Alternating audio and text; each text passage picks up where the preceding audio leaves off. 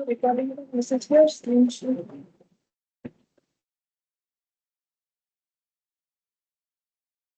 हाँ ma'am.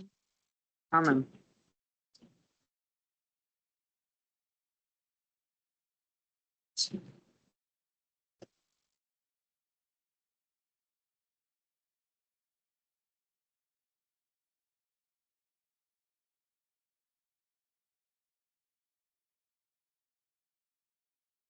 Marginal costing, ठीक है। मार्जिनल कॉस्टिंग क्या होता है? वैसे तो देखो बेसिक का जो भी क्लास कॉस्टिंग का हुआ है, 3-4 मुझे याद नहीं है कितना क्लास हुआ है, ठीक है। तो वो देख लेना चाहिए बेसिक ऑफ कॉस्ट के लिए। वहाँ मार्जिनल कॉस्ट क्या होता है थोड़ा बहुत पता हुआ। यहाँ हम लोग जो है इसके ऊपर डिटेल्स करने वाले हैं कि मार्जिनल कॉस्टिंग जो है वो होता क्या है, और उसमें किस तरीके का कैलकुलेशन वगैरह हम लोग कर सकते हैं, ठीक है। तो देखो मेन बात ये है कि मार्जिनल कॉस्टिंग का मतलब है कि अगर मार्जिनल का मतलब ही होता है, पहला बात है वेरिएबल, ठीक है। अब कॉस्ट का क्लासिफिकेशन क्या है नहीं है हम सारा चीज तो नहीं बता सकते, क्योंकि उसके लिए मैंने बेसिक क्लास दिया था, ठीक है। अगर नहीं देखा हुआ है तो जरूर से देखना चाहिए। तो यहाँ पर मेनली बात होगा कॉस्ट के नेचर के हिसाब से। कॉस्ट को जो क्लासिफाई किया जाता है फिक्स्ड और वेरिएबल मेनली, और एक होता है कि सेमी फिक्स्ड, ठीक है। तो mainly fixed, variable and semi fixed, तो ये होता है नेचर के हिसाब से। बाकी और भी अलग अलग क्लासिफिकेशन होता है, एलिमेंट के हिसाब से, ट्रेसेबिलिटी के हिसाब से, बहुत सारा होता है जो कि सब लिखवा के ऑलरेडी बताया हुआ है, ठीक है। मैंने सारा नोट्स जो है अपने हाथ से लिखवाया भी है। तो वेरिएबल कॉस्ट का मतलब क्या होता है? वेरिएबल कॉस्ट का मतलब होता है कि जो कॉस्ट आउटपुट प्रोड्यूस कितना हो रहा है उसके ऊपर डिपेंड कर रहा है। मतलब क्वांटिटी अगर इंक्रीज होगा तो जो कॉस्ट इंक्रीज होगा, और क्वांटिटी अगर प्रोडक्शन का डिक्रीज होगा तो वो कॉस्ट डिक्रीज हो जाएगा। इसको हम लोग बोल देते हैं वेरिएबल कॉस्ट, ठीक है। तो जैसे कि एग्जाम्पल के तौर पे अगर हम लोग बोले वेरिएबल कॉस्ट, जैसे कि मेटेरियल, जो भी मेटेरियल हम लोग यूज कर रहे हैं अपने प्रोडक्ट को प्रोड्यूस करने के लिए, तो मेटेरियल जो है वो एक वेरिएबल कॉस्ट है। क्यों? क्योंकि अगर हम 10,000 यूनिट बनाएंगे तो उतना मेटेरियल लगेगा, ठीक है। अगर हम 15,000 यूनिट बनाएंगे तो उतना मेटेरियल लगेगा, ठीक है। तो इस पे मेटेरियल का खर्चा ज्यादा आएगा, इस पे कंपेयर टू मेटेरियल का खर्चा कम आएगा। तो ये कम या ज्यादा डिपेंड किया कि हम लोग कितना क्वांटिटी में प्रोड्यूस करें उसके ऊपर। तो मेटेरियल का खर्चा हो गया, लेबर का खर्चा हो गया, ठीक है। इस तरीके का जो भी खर्चा हमारे क्वांटिटी प्रोडक्शन के ऊपर डिपेंड करता है उसको हम लोग वेरिएबल कॉस्ट बोलते हैं, ठीक है। अब मार्जिनल कॉस्ट हमें क्या बताता है? मार्जिनल कॉस्ट का मतलब होता है कि अगर हम लोग जो भी प्रोडक्शन कर रहे हैं उससे अगर एक सिंगल यूनिट भी प्रोडक्शन ज्यादा करते हैं तो हम लोग का जो कॉस्ट में इंक्रीमेंट आता है उसको हम लोग बोलते हैं मार्जिनल कॉस्ट, ठीक है। तो देखो यहाँ पर मार्जिनल कॉस्ट को लिखिए क्या, ठीक है, लिखवा देते हैं एक लाइन। ऐसे वो लिखा हुआ है बेसिक में, ठीक है, फिर भी लिख देते हैं। The price to manufacture a second unit, ठीक है, ये शॉर्ट में लिख दिया, सेकेंड यूनिट ऑफ आउटपुट और slash b output is known as marginal costing. मतलब जो भी प्रोडक्शन हो रहा था उससे अगर एक यूनिट भी ज्यादा बनाते हैं तो जो हम लोग का खर्चा निकल के आता है उसको हम लोग बोलते हैं मार्जिनल कॉस्टिंग। मतलब उसको कैसे चेक करें, कैसे कैलकुलेट करें, इसको बोलते हैं मार्जिनल कॉस्टिंग। और ये नॉर्मली हमें डिसीजन लेने में हेल्प करता है, ठीक है। मार्जिनल कॉस्टिंग हमें डिसीजन लेने में हेल्प करता है कि हमें जो है ये एक्चुअली डिसीजन मेकिंग का टॉपिक है, ठीक है। कि कोई ऑर्गेनाइजेशन अपना बिजनेस बंद रखे या अपना बिजनेस चालू रखे, क्या करे, ठीक है, उसके लिए मार्जिनल कॉस्टिंग का वाइटल रोल होता है। तो वो सारे क्वेश्चन उस टाइप का भी हम लोग करेंगे। तो अभी ये जो बात बोला इसको एक एग्जाम्पल से देखो। जैसे कि मान लो वेरिएबल कॉस्ट पर यूनिट है ₹25, ठीक है। जो भी हम लोग प्रोडक्शन कर रहे हैं उसका वेरिएबल कॉस्ट एक यूनिट बनाने का है ₹25, और फिक्स्ड कॉस्ट है ₹1,00,000, ठीक है। फिक्स्ड कॉस्ट है ₹1,00,000।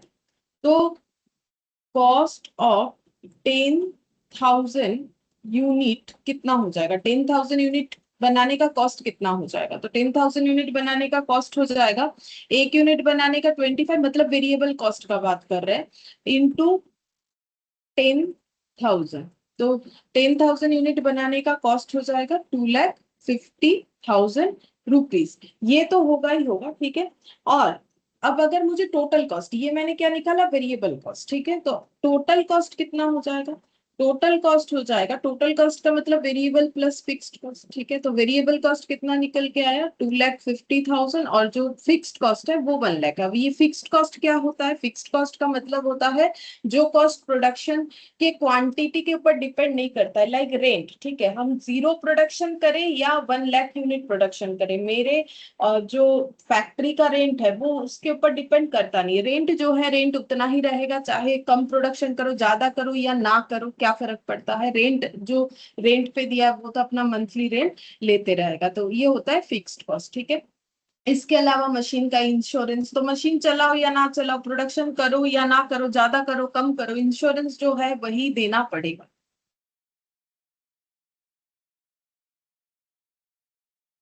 Good morning. Good morning ma'am.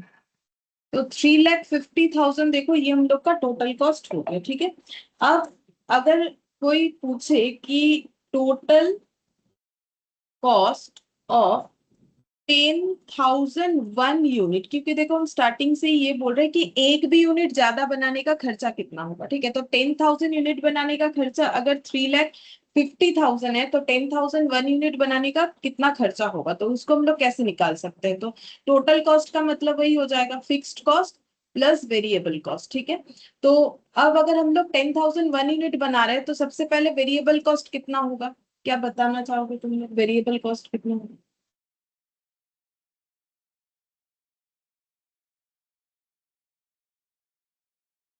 25 rupees करके 10,001 यूनिट, ये तो देखो मतलब नॉर्मल कैलकुलेशन है और कुछ नहीं, एक यूनिट 25 तो 10,001 यूनिट कितना होगा। और समझने वाला बात ये है कि फिक्स्ड कॉस्ट 1,00,000 ही रहेगा, क्यों, क्योंकि फिक्स्ड कॉस्ट में कोई चेंजेस नहीं होगा, क्योंकि जैसे मैंने बोला कि क्वांटिटी के ऊपर फिक्स्ड कॉस्ट कभी डिपेंड कर ही नहीं सकता, तो टोटल कॉस्ट हो जाएगा 1,00,000।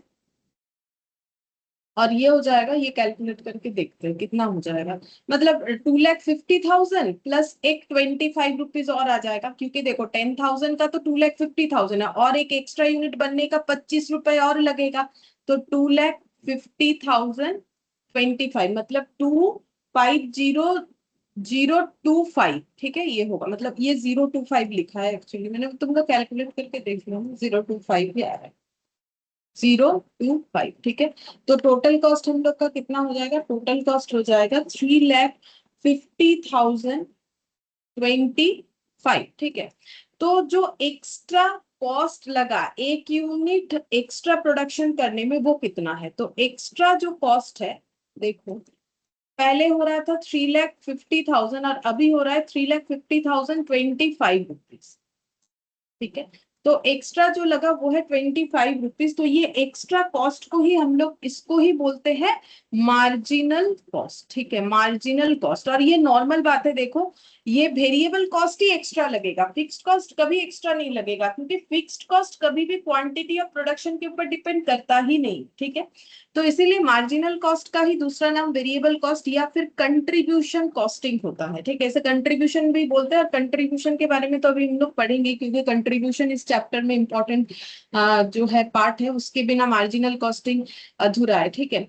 तो वेरिएबल कॉस्ट हम लोग का कितना इंक्रीज कर सकता है, ये देखो जो लिखा हुआ था उसी का डिस्कशन अभी हम लोगों ने कर लिया कि the price to manufacture a second unit of output is known as marginal cost, ठीक है। तो अगर हम लोग एक भी एक्स्ट्रा यूनिट प्रोडक्शन कर रहे हैं तो उसमें हम लोग का मार्जिनल कॉस्टिंग कितना होगा, मतलब वेरिएबल कॉस्ट कितना इंक्रीज कर जाएगा, ठीक है। तो 25, तो देख लो ये वेरिएबल कॉस्ट ही इंक्रीज हुआ और वो क्लियरली दिख रहा है, पहले कितना हो रहा था 2,50,000, अब कितना हुआ 25, क्यों, एक एक्स्ट्रा यूनिट और हुआ तो उस पे 25 रुपीज, 1,00,000 अपना 1,00,000 ही रहेगा। अब एक एक्स्ट्रा यूनिट बनाओ, 10 एक्स्ट्रा यूनिट बनाओ, 1,00,000 कभी भी चेंज नहीं होगा। हाँ, अब तुम लोग ये बोल सकते हो कि क्या रेंट कभी चेंज नहीं होता है, वो तो अलग बात है, रेंट का एग्रीमेंट चेंज हो जाएगा, फिर से वो चेंज वैल्यू फिक्स्ड हो जाएगा।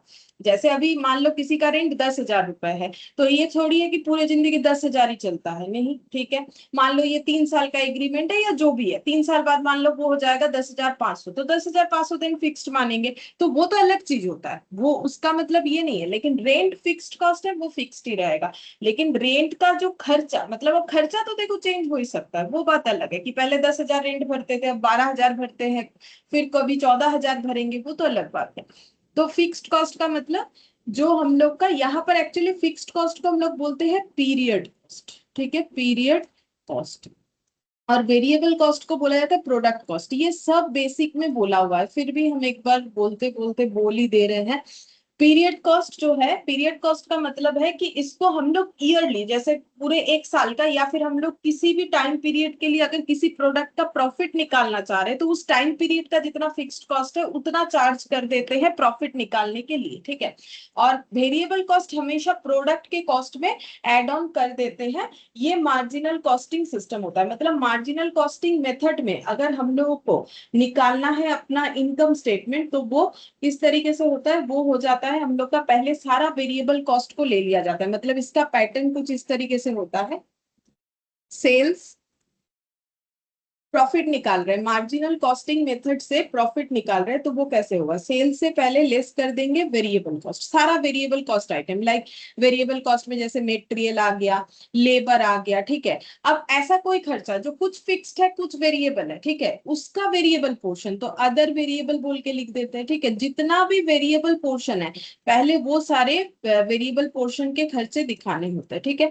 फिर ये जो निकल के आता है इसको हम लोग बोलते हैं कंट्रीब्यूशन, फिर इससे लेस कर देते हैं फिक्स्ड कॉस्ट तो निकल के आ जाएगा प्रॉफिट, ठीक है। तो मार्जिनल कॉस्टिंग में हम लोग इस तरीके से इनकम स्टेटमेंट बनाते हैं, यानी जिसको तुम लोग बोलते हो पीएल, ठीक है, इनकम स्टेटमेंट बनाते हैं इस तरीके से। मतलब वेरिएबल सबको अलग कर लेते हैं, जितना वेरिएबल होगा, वेरिएबल आइटम जितना होगा सबको अलग कर लेना है, ठीक है। फॉर्मेट बुक में दिया है ना? तो देखना पड़ेगा, मुझे नहीं पता, लिख लो, हम तो लिखवा देंगे। अच्छा। वेरिएबल कॉस्ट जो है उसमें देखो मटेरियल का, लेबर का, अदर वेरिएबल का कंट्रीब्यूशन ये आ जाएगा, और इसमें से अगर हम लोग फिक्स्ड कॉस्ट लेस कर देंगे तो ये हम लोग का आ जाएगा प्रॉफिट, ठीक है। तो यहाँ पर इनकम स्टेटमेंट ऐसा होता है। लेकिन नॉर्मली देखोगे तो इनकम स्टेटमेंट जो है हम लोग इस तरीके से, जो ट्रेडिशनल मेथड होता है कॉस्टिंग के केस में बोल रहे हैं, कॉस्टिंग के केस में जो ट्रेडिशनल मेथड होता है उससे जब इनकम स्टेटमेंट बनता है, ठीक है, तो वो कैसे बनेगा? तो देखो, जो ट्रेडिशनल अप्रोच होता है, ट्रेडिशनल अप्रोच मतलब जिसको हम लोग बोलते हैं एब्जॉर्प्शन कॉस्टिंग, ठीक है, ये सब जो है एब्जॉर्प्शन कॉस्टिंग में हम लोग करेंगे, ठीक है, जिनका है उनको करवाएंगे। तो ट्रेडिशनल अप्रोच या एब्जॉर्प्शन कॉस्टिंग मेथड में जब हम लोग इनकम स्टेटमेंट बनाते हैं तो वो कैसे बनता है?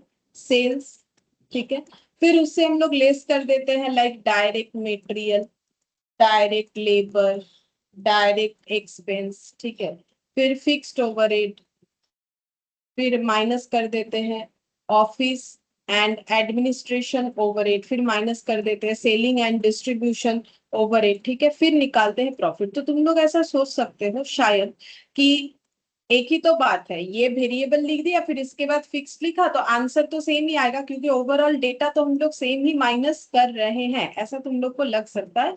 बट ऐसा नहीं होता है, ठीक है, सेम वैल्यू नहीं निकल के आता है, ठीक है, सेम वैल्यू नहीं निकल के आता है, वैल्यू में चेंजेस दिखता है, ठीक है, वैल्यू में चेंजेस दिखता है। क्योंकि जब हम लोग कैलकुलेट करते हैं ना, जैसे पर यूनिट कॉस्ट क्योंकि चेंज हो जाता है, ठीक है, पर यूनिट कॉस्ट क्योंकि चेंज हो जाता है तो उसमें क्या होता है, कभी कभी क्लोजिंग स्टॉक का वैल्यू, ठीक है, ओपनिंग स्टॉक का वैल्यू, ये सब चेंजेस दिखता है ये दोनों मेथड्स में, इसीलिए सेम आंसर नहीं आता है, ठीक है, ऐसा नहीं है कि सेम आंसर आता है। तो इस पे अगर कोई एग्जाम्पल आएगा तो हम दिखाएंगे, ठीक है, कि कैसे करके होगा, अगर कोई एग्जाम्पल आता है तो हम दिखाते हैं।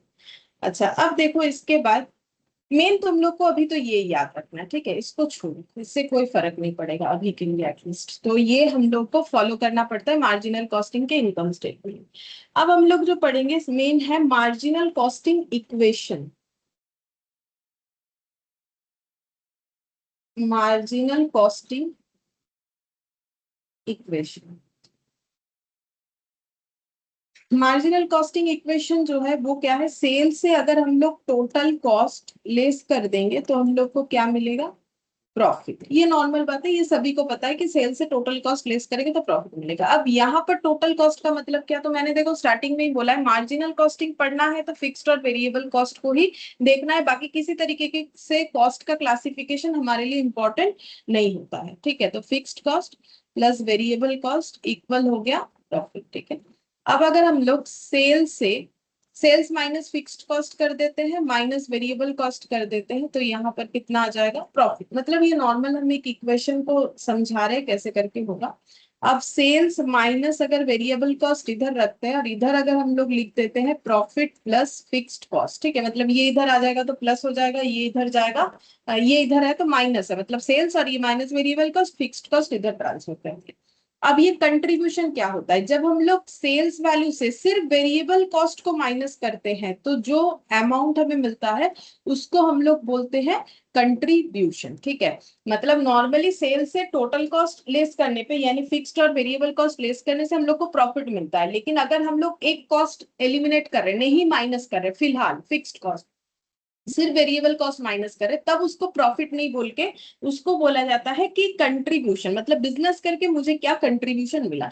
अब क्योंकि ये एक इक्वेशन है, इक्वल साइड है, तो इधर वाले को अगर कंट्रीब्यूशन बोलेंगे तो नॉर्मल सा बात है इधर वाले को भी हम लोग क्या बोल देंगे, कंट्रीब्यूशन बोल देंगे। ठीक है, तो कंट्रीब्यूशन का हम लोग का देखो दो फॉर्मूला हो गया, एक हो गया सेल्स माइनस वेरिएबल कॉस्ट और एक हो जाएगा प्रॉफिट प्लस फिक्स्ड कॉस्ट। ठीक है, तो इसको हम लोग बोलते हैं मार्जिनल कॉस्ट का इक्वेशन, और सिंपल है, इसमें कुछ ज्यादा हमारा प्रॉब्लम वाला बात है नहीं। सेल से टोटल कॉस्ट लेस करने से प्रॉफिट होता है, ये तो हम लोग को पता ही है।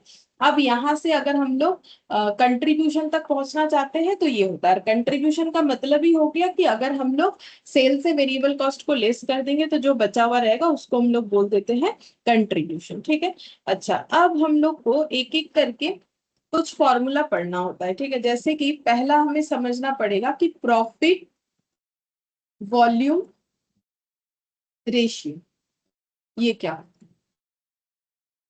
Profit volume ratio. तो प्रॉफिट मतलब क्या होता है, प्रॉफिट का मतलब होता है, अभी मैंने बोला सेल से अगर हम लोग टोटल कॉस्ट लेस कर देंगे तो हमें प्रॉफिट मिल जाएगा। ठीक है, वॉल्यूम का मतलब क्या होता है, जितना क्वांटिटी हम लोग बेचना चाहते हैं तो क्वांटिटी ऑफ सेल्स। ठीक है, रेशियो का मतलब क्या होता है, रेशियो हमेशा दो चीजों का निकलता है। ठीक है, तो रेशियो का मतलब होता है रिलेशन बिटवीन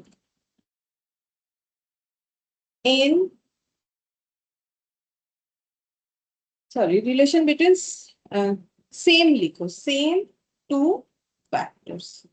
ठीक है, सेम टू फैक्टर्स क्यों, क्योंकि देखो ये मैथ्स का बात हो गया। ठीक है, रेशियो हमेशा सेम चीजों के लिए निकाल सकते हो, मतलब अगर मान लो 10 रुपए के साथ निकालोगे 5 सेकंड का रेशियो तो ये कभी नहीं निकल सकता है। 10 रुपए के साथ 20 रुपए का रेशियो निकाल सकते हो और 5 सेकंड के साथ 15 सेकंड का रेशियो निकाल सकते हो, मतलब दोनों डेटा सेम फैक्टर्स का मतलब हो जाता है कि सेम चीजों के लिए होना चाहिए। ठीक है, तो ये तो देखो रेशियो का बेसिक बात है हम लोग का कि रेशियो, क्योंकि एक कंपैरिजन, रेशियो एक्चुअली मैथ्स के हिसाब से अगर हम बताएं तो रेशियो एक कंपैरिजन होता है, तो कंपैरिजन सेम चीजों में हो सकता है। अब 10 रुपए के साथ 5 सेकंड का क्या कंपैरिजन होगा, 5 सेकंड के साथ 15 सेकंड का हो सकता है कंपैरिजन। अब हाँ ये सोच सकते हो कि ये 5 सेकंड 15 सेकंड किस चीज का, वो तो बोला हुआ रहेगा ना, कि मान लो किसी ने कोई क्वेश्चन 5 सेकंड में बता दिया, किसी ने 15 सेकंड में बता दिया, एक एग्जाम्पल दे रहे हैं। या फिर मान लो किसी का अर्निंग मंथली 10,000 है, किसी का 20,000 है, तो फिर कंपेयर करके बोलो किसका कितना है, तो हम लोग बोल सकते हैं कि एक का दूसरे का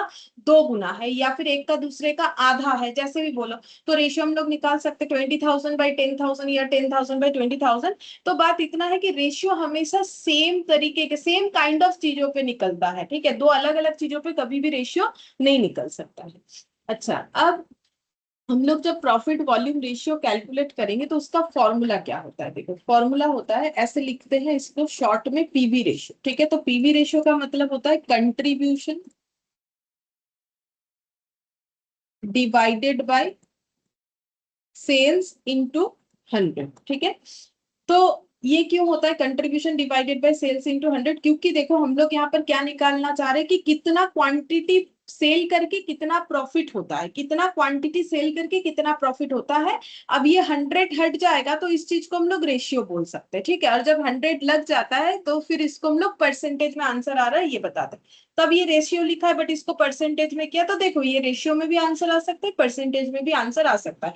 नाम इसका है प्रॉफिट वॉल्यूम रेशियो, बट यह इसको जहां देखोगे तुम लोग परसेंटेज से ही दिया हुआ रहेगा, ठीक है, इसीलिए मैंने इंटू 100 करवा दिया। तो उससे देखो कोई फर्क नहीं है। देखो अगर किसी को 10 में मान लो 5 मिला है, तो फिर उसका रेशियो हो गया 1:2, ये बोल दो, या फिर उसे ऐसे भी हम लोग बोल सकते हैं कि उसे कितना परसेंटेज मिला है, उसे मिला है 50%, ठीक है। तो परसेंटेज में बताओ या रेशियो में बताओ, बात एक ही है, but percentage easy to understand होता है कंपेयर टू रेशियो, ठीक है।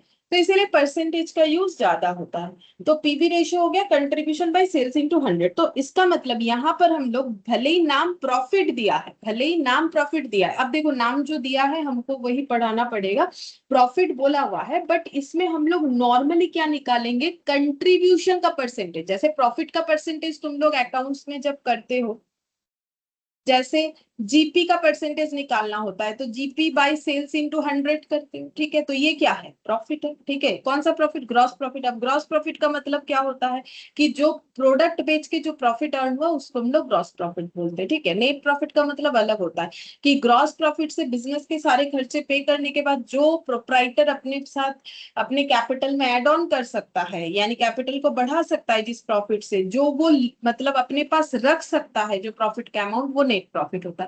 तो जो भी हो, तो जैसे हम लोग जीपी बाई सेल्स इंटू 100 निकालते हैं, तो वैसे ही यहाँ पर बाई सेल्स इंटू 100, लेकिन यहाँ कंट्रीब्यूशन का परसेंटेज निकालने वाले हैं हम लोग कि जो भी प्रोडक्ट हम लोग बेच रहे हैं वो हमें कितना कंट्रीब्यूशन दे रहा है। अब कंट्रीब्यूशन को लेके ही हम लोग क्यों बात करें, क्योंकि मार्जिनल कॉस्टिंग वेरिएबल कॉस्ट पे बात करता है, क्योंकि उसका नाम ही वही है वेरिएबल कॉस्टिंग, ठीक है। उसको फिक्स्ड कॉस्ट का उस तरीके से कोई लेना देना नहीं होता है, लेकिन फिक्स्ड कॉस्ट वो पीरियड कॉस्ट की तरह ट्रीट होता है, एंड में जाके वो जस्ट पीएल में चार्ज होता है कि हाँ इतना फिक्स्ड कॉस्ट है। तो प्रॉफिट निकालने के लिए ऑब्वियसली फिक्स्ड कॉस्ट ही हमें चाहिए, बट कंट्रीब्यूशन निकालने का मतलब होता है सिर्फ वेरिएबल कॉस्ट पे करने के बाद हमारे पास जो बच रहा है उसको हम लोग बोलेंगे कंट्रीब्यूशन।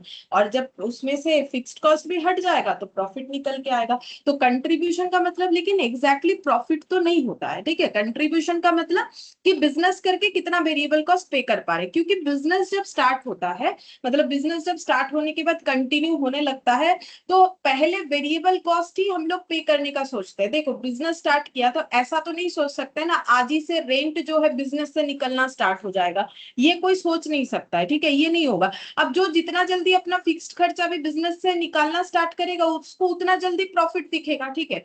लेकिन वेरिएबल कॉस्ट पे मतलब निकल जाए, ये सबका टारगेट रहता है कि भाई मैंने एक प्रोडक्ट 15 रुपए में खरीदा, ठीक है, फिर हम उसको मतलब अब ये मैन्युफैक्चर का बात हो रहा है, तो मान लो मैंने एक प्रोडक्ट 15 रुपए का बनाया, उसको बेचते हैं हम 20 रुपए में। तो जैसे ये 20 रुपए में बिक जाएगा, ठीक है, तो ये 15 रुपए का जो प्रोडक्ट बना इसमें जितना भी वेरिएबल कॉस्ट है, तो मान लो इसमें वेरिएबल कॉस्ट देखो, अब फिक्स्ड कॉस्ट को यहाँ पर तो नहीं लेंगे क्योंकि हम लोग मार्जिनल कॉस्टिंग कर रहे हैं, तो मान लो ये मेरा पूरा ही वेरिएबल कॉस्ट है, तो हम चाहेंगे कि मेरा वेरिएबल कॉस्ट रिकवर हो, ठीक है। तो वेरिएबल कॉस्ट रिकवर होने के बाद अगर मेरे पास कुछ रह रहा है, ठीक है, 5 रुपए, तो इसको हम लोग बोलते हैं कंट्रीब्यूशन। अब इस कंट्रीब्यूशन का यूज क्या है, अब हम लोग चाहेंगे कि ये कंट्रीब्यूशन इतना हो ताकि हम लोग अपना फिक्स्ड कॉस्ट भी पे कर पाए, ताकि हमें बिजनेस में प्रॉफिट दिखना स्टार्ट हो जाए, ठीक है।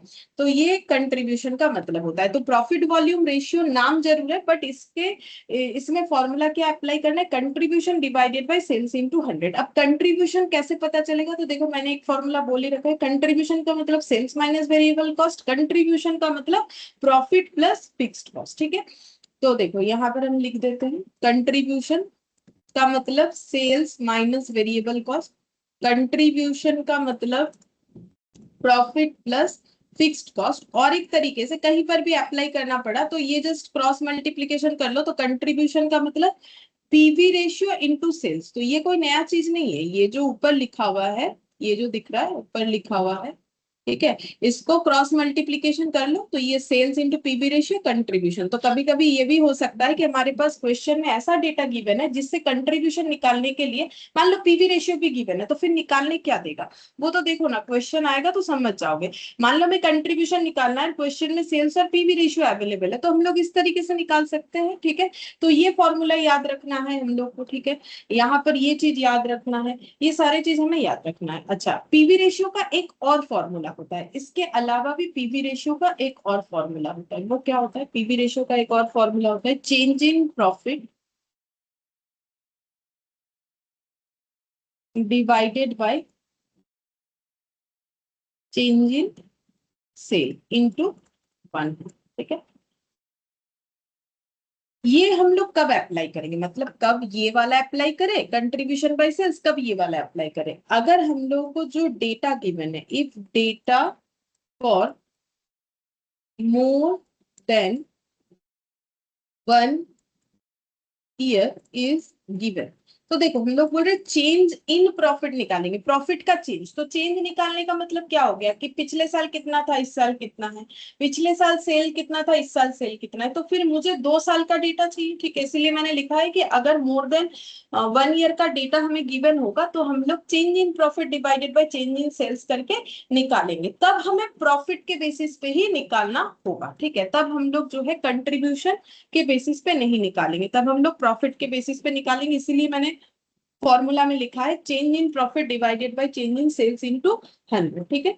ये इस तरीके से ही तुम लोग को याद रखना पड़ेगा, और मैंने समझा भी दिया एक कंट्रीब्यूशन के बेसिस पे, क्योंकि प्रॉफिट वॉल्यूम रेशियो जरूर है, बट यहाँ पर हम लोग प्रॉफिट को कंट्रीब्यूशन के बेसिस पे उसका परसेंटेज निकाल रहे हैं, ठीक है। और यहाँ पर क्योंकि नाम तो है ही प्रॉफिट वॉल्यूम रेशियो, तो यहाँ पर प्रॉफिट बाय सेल्स इनटू 100, तो profit by sales into 100, profit by sales ही तो प्रॉफिट वॉल्यूम रेशियो हो गया। अब 2 साल का दिया हुआ है तो कैसे निकालोगे, चेंज इन करके निकालोगे, ठीक है, और इनटू 100 कर दोगे तो परसेंटेज में आ गया। अच्छा, अब पीवी रेशियो जो है ये हमें मतलब इसका इम्पैक्ट क्या है, देखो PV ratio measures the profitability of each product operations or process in factory etcetera. मतलब पीवी रेशियो में क्या मेजर करके देता है, प्रॉफिटेबिलिटी। क्यों प्रॉफिटेबिलिटी बोला है, क्योंकि देखो ना प्रॉफिट बाय सेल्स, तो प्रॉफिटेबिलिटी तो बता रहा है कि प्रोडक्ट कितना परसेंट प्रॉफिट दे सकता है, 20%, 30%, 40%, ठीक है। और जब कंट्रीब्यूशन के बेसिस पे निकाल रहे हो तो कितना कंट्रीब्यूशन दे सकता है। तो हम लोग जो भी प्रोडक्ट को बेच रहे हैं या जो भी ऑपरेशन एक्टिविटी या प्रोसेस हम लोग अपने फैक्ट्री में कर रहे हैं, तो उसका प्रॉफिटेबिलिटी मेजर करने के लिए पीवी रेशियो हमें हेल्प करता है। तो पीवी रेशियो हायर जितना होगा उतना अच्छा, ठीक है। Higher the PV ratio it is better, ठीक है। ये बेटर है, क्यों बेटर है, देखो मेरा प्रॉफिट जितना, जैसे मान लो ये वाला, ये चेंज इन प्रॉफिट, जैसे मान लो मेरा, हम एक एग्जांपल ले रहे हैं नॉर्मल, जैसे मान लो प्रीवियस ईयर प्रॉफिट था 100 और करेंट ईयर में प्रॉफिट हुआ 120, ठीक है। प्रीवियस ईयर मान लो ये प्रॉफिट, ठीक है, ये मान लो सेल, तो सेल था 500, अभी सेल हुआ है मान लो कितना लिखे, 900 लिख देते, ठीक है। अच्छा, अब चेंज इन प्रॉफिट अगर निकालोगे तो कितना हुआ 20, और चेंज इन सेल निकालोगे तो कितना हुआ 400, इंटू 100 कर देने पे यहाँ पर कितना आ जाएगा 5, ठीक है। तो इसका मतलब मेरा जो प्रॉफिट वॉल्यूम रेशियो है 5%, मतलब 100 रुपीज में 5 रुपीज मेरा प्रॉफिट है। तो ये 5% के जगह अगर 10% हुआ तो और भी अच्छा बात है, 15% हुआ तो और भी अच्छा बात है। क्यों, क्योंकि ये जितना बढ़ेगा उतना अच्छा, क्यों है, क्योंकि ये तो मुझे प्रॉफिट बता रहा है, तो कोई भी ऑर्गेनाइजेशन के लिए प्रॉफिट जितना ज्यादा होगा उतना अच्छा है। और ये प्रॉफिट कैसे बढ़ेगा, जैसे कि मान लो ये 120 की जगह कुछ और होता, मतलब और यानी ज्यादा 150 होता, तो हमारा वैल्यू और भी ज्यादा आता। ये देखो 50 आ जाता, तो 50 मतलब प्रॉफिट ज्यादा, प्रॉफिट ज्यादा तो उसका परसेंटेज निकालोगे तो ज्यादा ही होगा, ठीक है। तो हायर पीवी रेशियो हमेशा बेटर होता है। कंट्रीब्यूशन के लिए भी अगर देखोगे तो भी सेम बात है, कंट्रीब्यूशन जितना ज्यादा होगा उतना अच्छा। जैसे कि देखो एक एग्जांपल, मान लो मैंने कोई प्रोडक्ट बेचा है 100 रुपीज में, ठीक है, उस प्रोडक्ट को बेचने में वेरिएबल कॉस्ट था सपोज 20, तो मेरा यहाँ पर कंट्रीब्यूशन आ जाता है 80। अब मेरा फिक्स्ड कॉस्ट लग रहा है सपोज कि 50, ठीक है, तो मेरे पास प्रॉफिट बचेगा 30। तो मेरा कंट्रीब्यूशन जितना ज्यादा होगा मेरा फिक्स्ड कॉस्ट रिकवर होने का चांसेस उतना हाई होगा। अब मान लो मेरा कंट्रीब्यूशन सपोज, या फिर मान लो हम इस फिक्स्ड कॉस्ट को चेंज कर देते, मेरा फिक्स्ड कॉस्ट मान लो 100 है, तो मेरा कंट्रीब्यूशन अभी भी इतना केपेबल नहीं है कि मेरे फिक्स्ड कॉस्ट को रिकवर कर पाए, मतलब अभी भी हम नेगेटिव में चल रहे हैं, ठीक है, मेरा प्रॉफिट नहीं है, अभी बिजनेस में मेरा लॉस दिख रहा है, ठीक है। तो कंट्रीब्यूशन भी जितना ज्यादा उतना अच्छा, क्योंकि कंट्रीब्यूशन से ही तो हम लोग फिक्स्ड कॉस्ट को रिकवर कर सकते हैं, और जब तक फिक्स्ड कॉस्ट रिकवर नहीं होगा तो हमें प्रॉफिट शो नहीं होगा बिजनेस में, ठीक है। तो पीवी रेशियो जितना हायर है उतना अच्छा है, as it reflects higher contribution और प्रॉफिट, ठीक है, मतलब ये ज्यादा क्वांटिटी में प्रॉफिट या फिर कंट्रीब्यूशन को दिखाता है, ठीक है। अच्छा, अब देखो, हम लोगों ने यहाँ पीवी रेशियो पढ़ा, और एक रेशियो होता है वो भी बताते हैं। हम लोगों ने पढ़ा पीवी रेशियो, ठीक है, एक और होता है सीवी रेशियो, ठीक है, सीवी रेशियो। तो सीवी रेशियो का मतलब होता है कॉस्ट वॉल्यूम रेशियो, ठीक है, ये तो मैंने पहले लिखाया है, ठीक है, चलो फिर लिख देते, profit volume ratio. Profit volume ratio यानी PV ratio, cost volume ratio यानी सीवी रेशियो, जिसमें से देखो पीवी रेशियो हम लोग डिस्कस कर चुके हैं। पीवी रेशियो हमें कंट्रीब्यूशन और सेल के बारे में बताता है, प्रॉफिट के बारे में भी बताता है, अगर 2 साल मोर देन 1 ईयर का डेटा हुआ तो प्रॉफिट के बारे में भी बता देगा। बट नॉर्मली हम लोग पीवी रेशियो यानी कंट्रीब्यूशन बाय सेल्स, यही जो है हमारा हैबिट होता है, नॉर्मली करोगे तो पता चलेगा, ठीक है। बाकी ये अगर 2 साल का दिया है तो चेंज इन प्रॉफिट के बेसिस पे निकल जाता है, तो तुम लोग चाहो तो यहाँ प्रॉफिट भी लिख सकते हो। तो यहाँ पर देखो, मैंने 3 चीज तो लिख दिया, बट 3 चीज का तो रेशियो होता नहीं, 2 ही चीज का होता है, तो या तो हमें प्रॉफिट बाय सेल्स करके आंसर निकालना होता है या कंट्रीब्यूशन बाय सेल्स करके आंसर निकालना पड़ेगा। सेल्स हमेशा हमारे डिनोमिनेटर में ही जाएगा, क्योंकि आउट ऑफ सेल्स ही हमें कंट्रीब्यूशन या प्रॉफिट कैलकुलेट करना होता है, और आउट ऑफ जो होता है वो नीचे जाता है, जिसको डिनोमिनेटर बोलते हैं, ऊपर हमारा न्यूमरेटर आ जाएगा, ठीक है। तो न्यूमरेटर में प्रॉफिट आएगा कि कंट्रीब्यूशन आएगा, वो क्वेश्चन के डेटा के ऊपर डिपेंड कर रहा है। अगर मेरा मोर देन 1 ईयर हुआ तो फिर वो प्रॉफिट आएगा, चेंज इन प्रॉफिट आएगा, और divided by change in sale आएगा। और कंट्रीब्यूशन तब होगा जब मेरा 1 ईयर का डेटा दिया हुआ रहेगा। कंट्रीब्यूशन कैसे निकलेगा, सेल्स माइनस वेरिएबल कॉस्ट या प्रॉफिट प्लस फिक्स्ड कॉस्ट, जो डेटा अवेलेबल रहेगा उसके बेसिस पे निकालना चाहिए। अब कॉस्ट वॉल्यूम रेशियो, जिसको सीवी रेशियो बोलते हैं, ये क्या है, इसमें वेरिएबल कॉस्ट और सेल्स का रिलेशन बताया जाता है, ठीक है, मतलब कॉस्ट वॉल्यूम रेशियो। तो कॉस्ट तो देखो हम लोग यहाँ पर 2 ही कॉस्ट का बात कर रहे हैं, फिक्स्ड और वेरिएबल। और जैसे कि मैंने बोला, फिक्स्ड कॉस्ट एंड में just as a period cost you, मतलब उसे माइनस कर दिया जाता है, पूरा यहाँ पर कंसेप्ट वेरिएबल कॉस्ट का ही है। तो वेरिएबल कॉस्ट और सेल्स के बीच का जो रिलेशन है, उससे हम लोग उसे जब कैलकुलेट करेंगे तो उसे बोलते हैं कॉस्ट वॉल्यूम रेशियो, मतलब कितना क्वांटिटी बेचने पे कितना कॉस्ट इनकट हो रहा है, ठीक है, उसे हम लोग बोलते हैं सीवी रेशियो। अब जैसे देखो, एक एग्जांपल से इस चीज को समझाते हैं। जैसे मान लो हम लोग को दिया हुआ है सपोज कि पीवी रेशियो 40%, ठीक है, देन पूछ रहा है तो बोलो सीवी रेशियो कितना हो, ये कैसे निकालोगे। तो पीवी रेशियो का मतलब क्या क्या आ जाएगा, जब कुछ नहीं बोलता है हमेशा कंट्रीब्यूशन से ही मानना है, कंट्रीब्यूशन, सेल्स और वेरिएबल कॉस्ट, ये लिखा मैंने। अच्छा, ये क्यों लिखा, क्योंकि पीवी रेशियो का मतलब होता है कंट्रीब्यूशन बाय सेल्स, तो 40/100, तो 100 सेल हो जाएगा और कंट्रीब्यूशन हो जाएगा 40। तो कंट्रीब्यूशन कैसे निकलता है, सेल से वेरिएबल कॉस्ट को लेस करके। तो इसका मतलब अगर मेरा सेल्स 100 है और कंट्रीब्यूशन 40 है तो वेरिएबल कॉस्ट कितना होगा, तो नॉर्मल बात है, सेल्स 60। से अगर, हाँ 60 होगा, ठीक है, ये माइनस कर दोगे तो 60 मिल जाएगा, 100 माइनस 40, तो ये हो गया हम लोग का 60। अब बोला है सीवी रेशियो बताओ, सीवी रेशियो में क्या क्या आएगा, कॉस्ट आएगा, ठीक है, कौन सा कॉस्ट, वेरिएबल कॉस्ट, और क्या आएगा, वॉल्यूम यानी कि सेल्स का क्वांटिटी आ जाएगा, ठीक है, ये आ जाएगा। अच्छा, अब देखो, अब हम लोग को अगर सीवी रेशियो निकालना है तो हम लोग को क्या निकालना पड़ेगा, कॉस्ट निकालना पड़ेगा, सेल्स, तो सेल्स तो हम लोग को पता है, हम लोग को इसके बेसिस पे निकालना है ना कि अगर किसी प्रोडक्ट का पीवी रेशियो 40% है तो सीवी रेशियो कितना होगा, तो उसका सेल्स कितना है, सेल्स तो फिक्स्ड हो गया 100, ठीक है, क्योंकि 100 पे ही कंट्रीब्यूशन निकाला, 100 पे ही कॉस्ट निकालना है। तो अगर 100 कॉस्ट है तो वेरिएबल कॉस्ट कितना है, अभी तो निकाला, यहाँ पर ये कॉस्ट का मतलब वेरिएबल कॉस्ट देखो ऊपर लिख रखा है, तो वेरिएबल कॉस्ट तो निकाल चुके हैं हम लोग, कितना निकाला 60 निकाला, ठीक है, तो परसेंटेज में बस निकालने से सीवी रेशियो पता चल जाएगा, या फिर रेशियो फॉर्मेट में भी रख सकते हो, बट परसेंटेज में ही हम लोग दिखाते हैं नॉर्मली, ठीक है, 60%। तो ये देखो बात ये हो गया कि पीवी रेशियो अगर 40% है तो सीवी रेशियो कितना हो जाएगा 60%, मतलब 100 माइनस 40 करोगे तो 60, 100 माइनस 40% करोगे तो 60% आ जाएगा। तो इसी तरीके से अगर सीवी 60 बता दिया तो पीवी 40 होगा। अच्छा, पीवी रेशियो अगर 80% बताएगा तो सीवी कितना हो जाएगा, जस्ट हम बोल रहे हैं कि ये अगर 80% बताएगा तो बिना कैलकुलेट किए बोलो सीवी कितना हो जाएगा।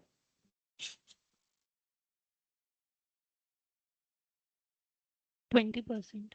20%, ठीक है, ये शॉर्टकट है, मतलब अगर समझ में आ जाए तो हम लोग इस तरीके से कर सकते। अच्छा, इसके बाद तो हम लोग का ब्रेक इवन एनालिसिस वगैरह भी है। ठीक है, चलो हम लोग पहले क्वेश्चन करते हैं थोड़ा, फिर और कंसेप्ट सीखेंगे धीरे धीरे। तो सबसे पहले लिखो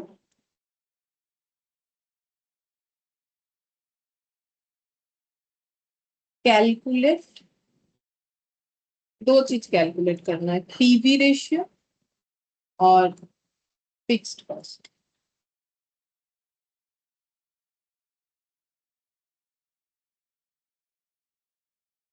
first year sales rupees 1,95,000, profit rupees 9,000। और सेकेंड इंफॉर्मेशन है क्या है,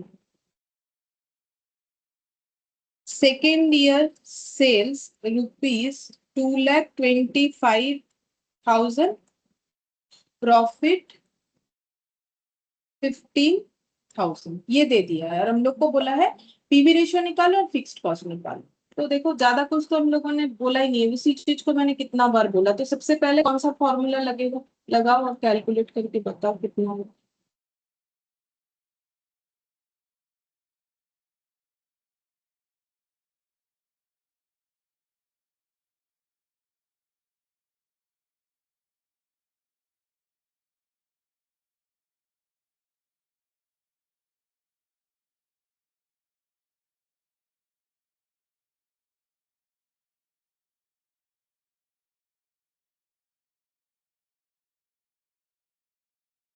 पहले बोलो कौन सा फॉर्मूला लगेगा, दो फॉर्मूला है, कौन सा फॉर्मूला लगेगा।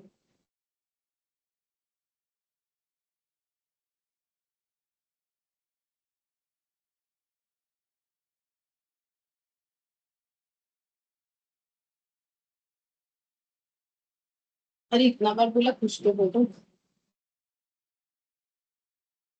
Ma'am contribution by sales. ওটা কি করে লাগাবে, কারণ কন্ট্রিবিউশন তো কেন করবে, এখানে 2 বছরের দিয়েছে না, मोर देन 1 ईयर का रहेगा तो कौन सा निकालना। अच्छा, चेंज वाला, चेंज।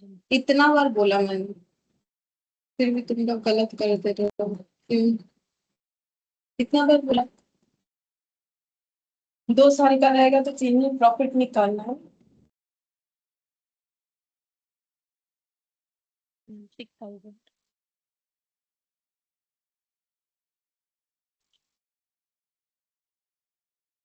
पीवी रेशियो हो जाएगा चेंज इन प्रॉफिट, तो प्रॉफिट का चेंजेस कितना है, ठीक है, 15,000 माइनस 9,000। और चेंज इन सेल्स हम और फॉर्मूला नहीं लिख रहे, तुम लोग लिखना चाहो तो लिख सकते,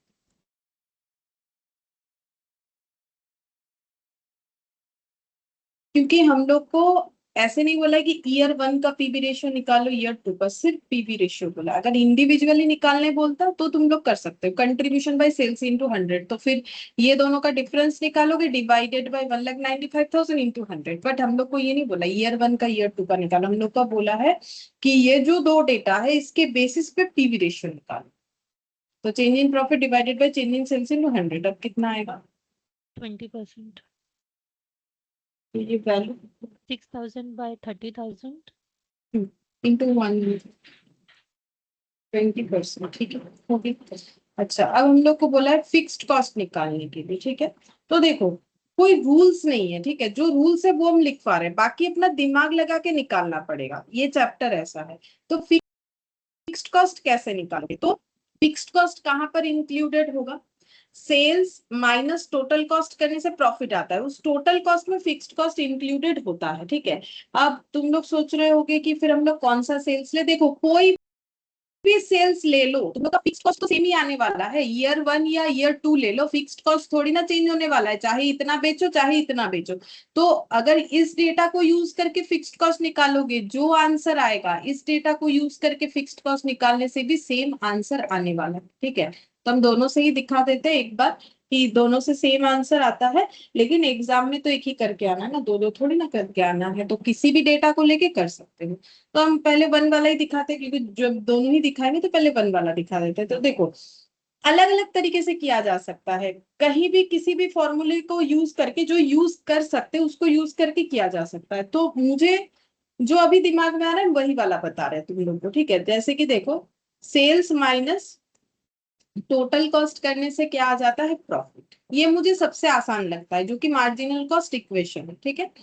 और इसी से सारा जो है एक एक करके फॉर्मूला निकला हुआ है, ठीक है, इसी के बेसिस पे। तो सेल्स है हम लोग का पहला 1,95,000, और ये टोटल कॉस्ट, और प्रॉफिट है हम लोग का 9,000, ठीक है।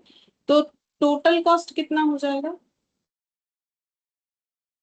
9,000 माइनस 1,95,000,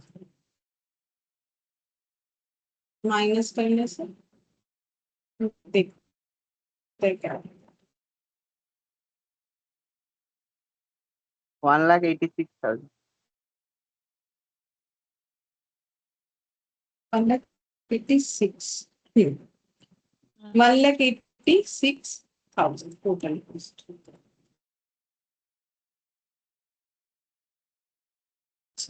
अब इसमें दो कॉस्ट इंक्लूडेड है, एक फिक्स्ड और एक वेरिएबल। अगर इसमें से मुझे वेरिएबल कॉस्ट आइडेंटिफाई हो जाए तो फिर हम फिक्स्ड कॉस्ट निकाल सकते हैं, ठीक है। अब वेरिएबल कॉस्ट कैसे निकालेंगे, तो अब हम वेरिएबल कॉस्ट निकालने का कोशिश करते हैं। तो वेरिएबल कॉस्ट कैसे निकालेंगे, अगर पीवी रेशियो 20% है, अभी देखो एक चीज सिखाया, ठीक है। तो पीवी रेशियो अगर 20% है तो मुझे बोलो सीवी रेशियो कितना होगा, पहले ये बताओ। 80%. 80%, ठीक है।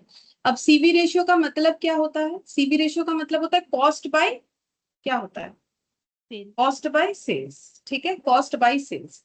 अच्छा, तो इसका मतलब मेरा अगर 100 रुपीज का सेल है तो मेरा कॉस्ट 80 है, ठीक है। तो अभी मेरा ये जो मैंने वन वाला डेटा लिया है, तो उसमें मेरा सेल अगर 1,95,000 है तो मेरा कॉस्ट कितना हो, उसका जो कि 80%. वेरिएबल कॉस्ट हो, उसका 80%, जो दिया हुआ है उसका 80%, और निकलेगा वेरिएबल कॉस्ट। भले ही हम लोग कॉस्ट बोल रहे हैं, बट देखो ना, मैंने तो लिखवा दिया ना कि वेरिएबल कॉस्ट, कॉस्ट का मतलब, वो बोलते बोलते वेरिएबल कॉस्ट बोल दे रहा है, बट सीवी रेशियो में कॉस्ट का मतलब वेरिएबल कॉस्ट, ठीक है। तो अब वेरिएबल कॉस्ट लिख भी दिया है मैंने, वेरिएबल कॉस्ट। तो अब यहाँ पर 1,95,000 के ऊपर 80% लगा लो, तो वेरिएबल कॉस्ट पता चल जाएगा कितना आ रहा है।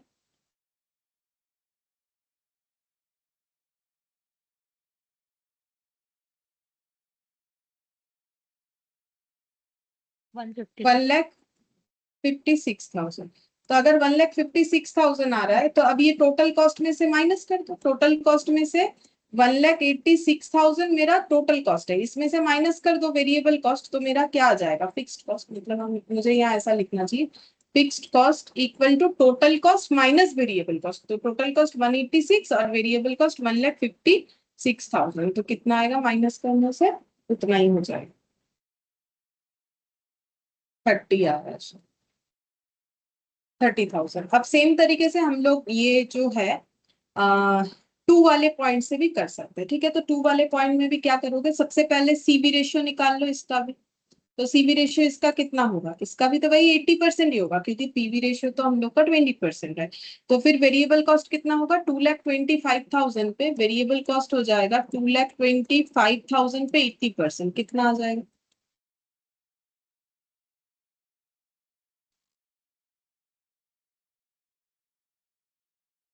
1,80,000। 180, ठीक है, 1,80,000। अब sales minus variable cost minus fixed cost equal to होता है प्रॉफिट। ठीक है, तो हम कुछ अलग चीज नहीं लिख रहे, सेम ही है, बस मैंने टोटल कॉस्ट की जगह माइनस वेरिएबल माइनस फिक्स्ड लिखा। ये कोई नया चीज नहीं है, क्योंकि जब टोटल कॉस्ट को लिख सकते हो फिक्स्ड और वेरिएबल में, तो फिर ये जब ब्रैकेट ओपन करोगे तो ये माइनस माइनस में ही आ जाएगा। तो क्योंकि मैंने पहले कंट्रीब्यूशन निकाल लिया, तो इसको इस तरीके से लिख रहे हैं ताकि जल्दी हो जाए। तो अब हम लोग का सेल्स कितना है, 2,25,000। वेरिएबल कॉस्ट निकाल चुके 1,80,000। फिक्स्ड कॉस्ट निकालेंगे नहीं पता। और इस सेकेंड ईयर में प्रॉफिट कितना था, 15,000। ठीक है, तो सारा चीज एक ही बार में लिख दिया। देखो और मैम जैसा जब अगर आता है लिख टू सकते। लैख ट्वेंटी फाइव को इंटू 20% करेंगे तो हमारा फिक्स कॉस्ट आ जाएगा ना डायरेक्ट। 20% तो वेरिएबल कॉस्ट होता है, कैसे फिक्स्ड कॉस्ट आएगा, वो तो पीवी रेशियो होता है। पीवी रेशियो में तो फिक्स्ड कॉस्ट का कोई कंसेप्ट है नहीं। 20% तो प्रॉफिट वॉल्यूम रेशियो है, प्रॉफिट का मतलब कंट्रीब्यूशन है, तो कंट्रीब्यूशन के परसेंटेज से मल्टीप्लाई करने से फिक्स्ड कॉस्ट तो नहीं आ सकता।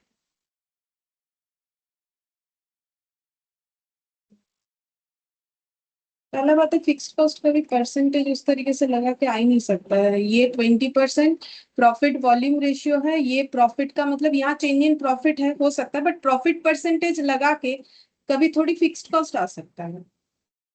प्रॉफिट का परसेंटेज लगाने से प्रॉफिट निकल सकता है सेल्स के ऊपर, कॉस्ट थोड़ी निकल सकता है। तो हम लोग जो ये 20 को 80 क्यों कर रहे हैं, क्योंकि हम लोग को वेरिएबल कॉस्ट निकालना है, तो फिर ये 20 थोड़ी लगाए, 80 लगाने पे कॉस्ट आएगा। 80 तो वेरिएबल है तो 20 फिक्स होना चाहिए, मेरा ये लॉजिक है। नहीं, ये गलत लॉजिक है। 20 क्योंकि वेरिएबल कॉस्ट अभी तो बोला कि वो आउटपुट के ऊपर डिपेंड करता है, फिक्स कॉस्ट फिक्स्ड होता है, चाहे हम लोग जीरो प्रोडक्शन करें, उससे कोई फर्क नहीं पड़ता है। तो अगर 80% मतलब ये कैसे हो सकता है मुझे बोलो, यहाँ पर वेरिएबल कॉस्ट 80, सेल्स मेरा अगर 100 है, तो बाकी 20 क्या चीज है। दो यहाँ पर चीज 20 बचा है, प्रॉफिट भी है और फिक्स कॉस्ट भी है। फिक्स्ड कॉस्ट तो सिनेरियो में है ही नहीं मार्जिनल कॉस्टिंग में, क्योंकि वेरिएबल कॉस्ट और सेल्स का डिफरेंस कंट्रीब्यूशन होता है, ये कंट्रीब्यूशन। हाँ कंट्रीब्यूशन। यहाँ तो कुछ फिक्स कॉस्ट का सिनेरियो होता ही नहीं है। वही तो हम स्टार्टिंग से बोल रहे हैं कि वो सिर्फ पीएल में जाके चार्ज होगा। 15,000 माइनस 45,000, तो ये हो जाएगा 30,000। तो फिक्स्ड कॉस्ट आ गया 30।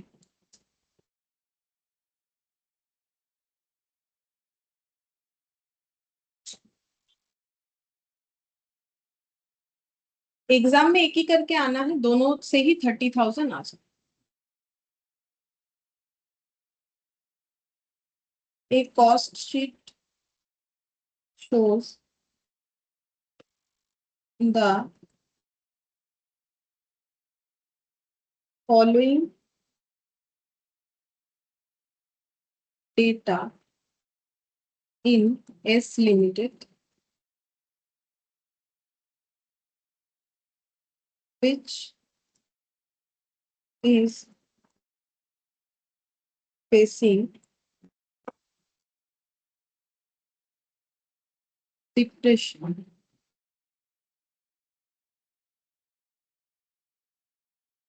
Direct material 50,000, direct wages 20,000, overhead variable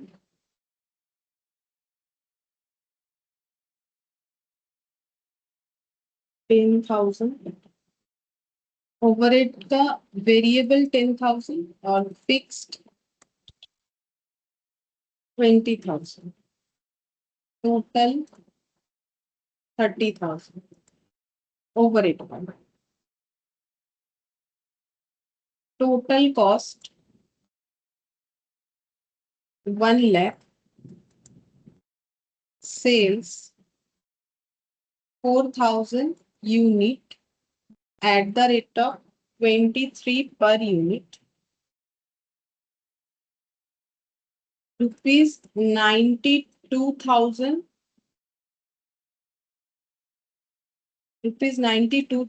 loss 8,000. There is no sign of improvement in situation.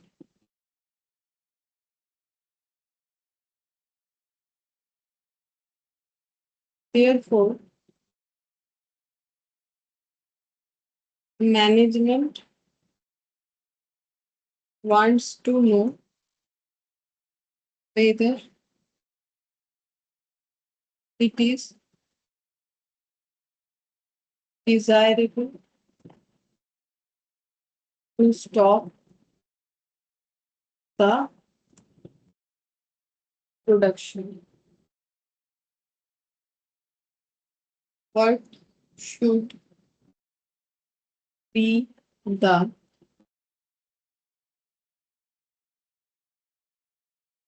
minimum price at which company should shut down its production? देखो यहाँ पर बोला है कि इनका एक कॉस्ट शीट है जिसमें एस लिमिटेड का, जिसमें क्या दिख रहा है, बोल रहा है कि इनका लॉस दिख रहा है, ठीक है। तो बोल रहा है डायरेक्ट मटेरियल है, इनका खर्चा 50,000 का, डायरेक्ट वेजेस है 20,000, ओवरहेड का variable portion 10,000, fixed portion 20,000, total 30,000। तो टोटल कॉस्ट कितना आ रहा है, तो 50 और 20 70 70 और ये 30 मिला के 1 लाख आ गया। तो टोटल कॉस्ट यानी उसमें फिक्स्ड और वेरिएबल, तो टोटल कॉस्ट मतलब क्या क्या लिया गया है, ये सब लिया गया है, ये सब मिला के हो जाता है हम लोग का 1 लाख, ठीक है। और सेल्स कितना हुआ है, 4,000 unit eight the rate of 23 करके, ठीक है। तो 4,000 unit eight the rate of 23 करके अगर हम लोग चेक करते हैं तो सेल वैल्यू हम लोग का आता है 92,000, ठीक है। 92,000, तो 1 लाख कॉस्ट इनकट करके अगर 92,000 ही सेल कर पा रहे हैं तो उस केस में हम लोग का लॉस जनरेट हो रहा है जो कि है 8,000। तो ये सब बता दिया है क्वेश्चन में कि इतना खर्चा कर रहे हैं बट बेच के इतना आ रहा है, इस वजह से इनका कॉस्ट शीट में क्या दिख रहा है कि लॉस दिख रहा है। लॉस कितने का, 8,000 का है, ये बताया। फिर नेक्स्ट बोल रहा है there is no sign of improvement in situation, और बोल रहा है कि ये सिचुएशन में इम्प्रूवमेंट होने का भी कोई चांसेस नहीं है। तो बोल रहा है therefore management wants to know when it is desirable to stop the production, कब हम लोग प्रोडक्शन को बंद करते हैं, ठीक है।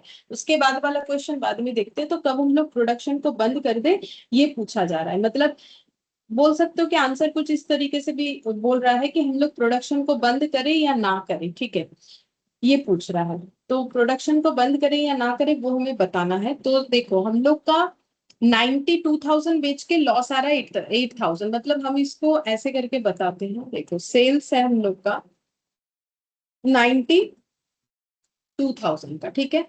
अच्छा, अब हम वेरिएबल कॉस्ट को सेपरेट कर लेंगे क्योंकि हम लोग मार्जिनल कॉस्टिंग पढ़ रहे हैं। हम लोग फिक्स्ड कॉस्ट को इंक्लूड करके टोटल कॉस्ट 1 लाख नहीं लिखेंगे ताकि हमें डिसीजन लेने में हेल्प, ठीक है। तो सबसे पहले हम लोग देखेंगे कि हम लोग का वेरिएबल कॉस्ट कितना होगा।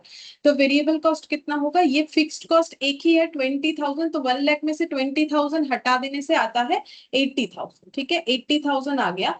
तो हम लोग का कंट्रीब्यूशन कितना आ रहा था, कंट्रीब्यूशन आ रहा था 12,000। कंट्रीब्यूशन का मतलब वेरिएबल कॉस्ट पे करने के बाद हमारे पास कितना बच रहा था। लेकिन क्योंकि हम लोग का फिक्स्ड कॉस्ट है 20,000, क्योंकि हम लोग का फिक्स्ड कॉस्ट है 20,000, तो हमारे पास इतना कंट्रीब्यूशन नहीं है कि हम लोग सारा फिक्स्ड कॉस्ट रिकवर कर पाए। तो हम लोग का बिजनेस में अभी लॉस दिख रहा है 8,000। बस ये चीज बोल रखा है जो कि मैंने जस्ट यहाँ पर लाइन बाय लाइन लिख के दिखाया है।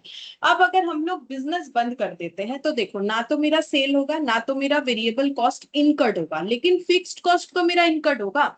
तो उस केस में मेरा लॉस कितना होगा, अभी तो लॉस है 8,000, मतलब प्रोडक्शन भी कर रहे हैं तो वेरिएबल वेरिएबल कॉस्ट इनकर्ड हो रहा है, और फिक्स्ड कॉस्ट का क्या है, प्रोडक्शन करो या ना करो ये तो लगेगा ही लगेगा। सेल्स का क्या है, सेल्स अगर प्रोडक्शन क्लोज है तो नहीं लगेगा, प्रोडक्शन अगर ओपन है तो सेल भी होगा, वेरिएबल कॉस्ट भी लगेगा। और फिक्स्ड कॉस्ट तो दोनों केस में लगेगा, प्रोडक्शन क्लोज हो तो भी लगेगा, प्रोडक्शन ओपन है तो भी लगेगा।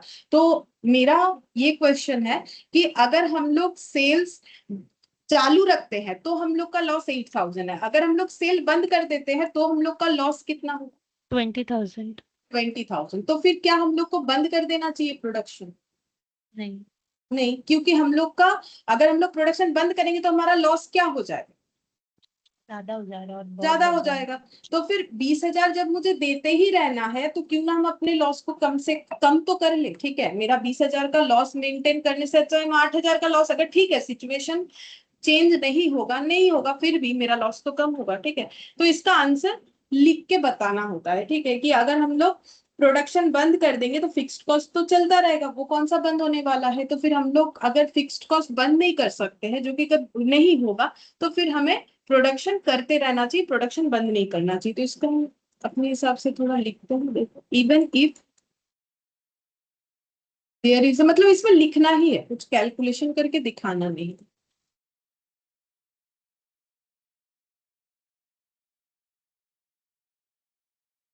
It is not desirable to stop the production as fixed cost will be incurred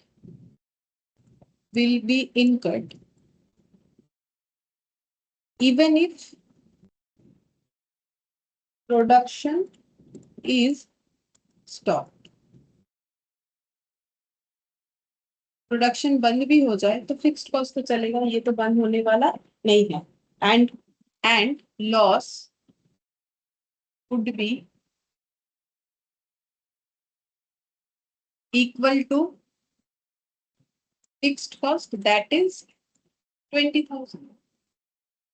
तो फिक्स्ड कॉस्ट मेरा 20,000 तक चला जाए। ठीक है, तो फिर मुझे प्रोडक्शन बंद नहीं करना चाहिए। ठीक है, तो इसको तुम लोग अपने हिसाब से और भी अच्छे से लिख सकते हो। ठीक है, मेन बात यही है कि बंद कर दोगे तो लॉस बढ़ेगा। ठीक है, लॉस तो रहेगा ही, उल्टे का लॉस बढ़ जाएगा, तो बंद नहीं करना चाहिए। तो उसके बाद जो क्वेश्चन पूछा है, what should be the minimum price at which company should shut down its production, बोल रहा है कि मिनिमम कौन से प्राइस में कंपनी अपना प्रोडक्शन को शट डाउन कर सकती है, ये पूछ रहा हूँ। ठीक है, तो इसको हम लोग कैसे निकालेंगे, तो देखो प्रोडक्शन शट डाउन कब कर सकती है, इसमें हम लोग ऐसा लिख सकते हैं। देखो मतलब इसको ऐसे समझते हैं, मार्जिनल कॉस्ट यहाँ पर लिख दिया पर यूनिट। ठीक है, यहाँ पर टोटल। तो हम लोग जब सेल्स कर रहे हैं, कितना कर रहे हैं, 4,000 unit eight the rate of 23 करके, वो हम पर यूनिट में लिख रहे हैं। तो टोटल हम लोग का आ रहा है 92,000, ये दिया हुआ है, क्वेश्चन में ही दिया हुआ है। ठीक है, अच्छा अब यहाँ से हम लोग वेरिएबल कॉस्ट लेस करेंगे। तो वेरिएबल कॉस्ट में हम लोग के पास था मेटेरियल, लेबर और वेरिएबल ओवरहेड, ये 3 पॉइंट था वेरिएबल का। तो मेटेरियल था, देखो मेटेरियल था 50, वेजेस 20 और ये 10। अच्छा, 50 और 20 और 10, तो ये सबका पर यूनिट कितना होगा, देखो जितना प्रोडक्शन कर रहे हो उतना ही मटेरियल का खर्चा हो रहा है। तो 4,000 के लिए 50,000 का खर्चा, 4,000 यूनिट के लिए, तो एक यूनिट के लिए कितना होगा, डिवाइड करने से आता है 50,000 डिवाइडेड बाय 4,000, तो यहाँ पर आ जाएगा 12.5 मटेरियल पर यूनिट। अच्छा, 20,000 बाई 4,000, तो ये 5 आ जाएगा और ये 4 आ जा रहा है, 40,000 बाई 10,000, ये हम लोग का आ गया। नहीं, ये 4 तो नहीं आएगा, ये 10,000 बाई 4,000 कितना आता है, 2.5। ठीक है, 2.5 ये आ गया। अच्छा, तो फिर टोटल वेरिएबल कॉस्ट कितना हो जाएगा, तो यहाँ पर लिखते हैं वेरिएबल कॉस्ट पर यूनिट हो गया ये नहीं है, इसको मत कैलकुलेट कर दो, वेरिएबल कॉस्ट का टोटल बोल रहे हैं, ठीक है। तो फिर हम लोग को क्या क्या लेना है, 5 रुपीज, 2.5 और 12.5। तो 12.5 और 2.5 हो गया 12, 13, 14, 15 और 5, 20, ठीक है। और इधर टोटल करने पे आ जाएगा 80,000, ठीक है, 80,000। ये ऐसे करके भी कर सकते 20 × 4,000, क्योंकि वेरिएबल कॉस्ट है तो पर यूनिट तो फिक्स्ड होता है, तो पर यूनिट पे हम लोग इसे कैलकुलेट कर सकते हैं। तो ये हम लोग का वेरिएबल कॉस्ट आ गया, ठीक है।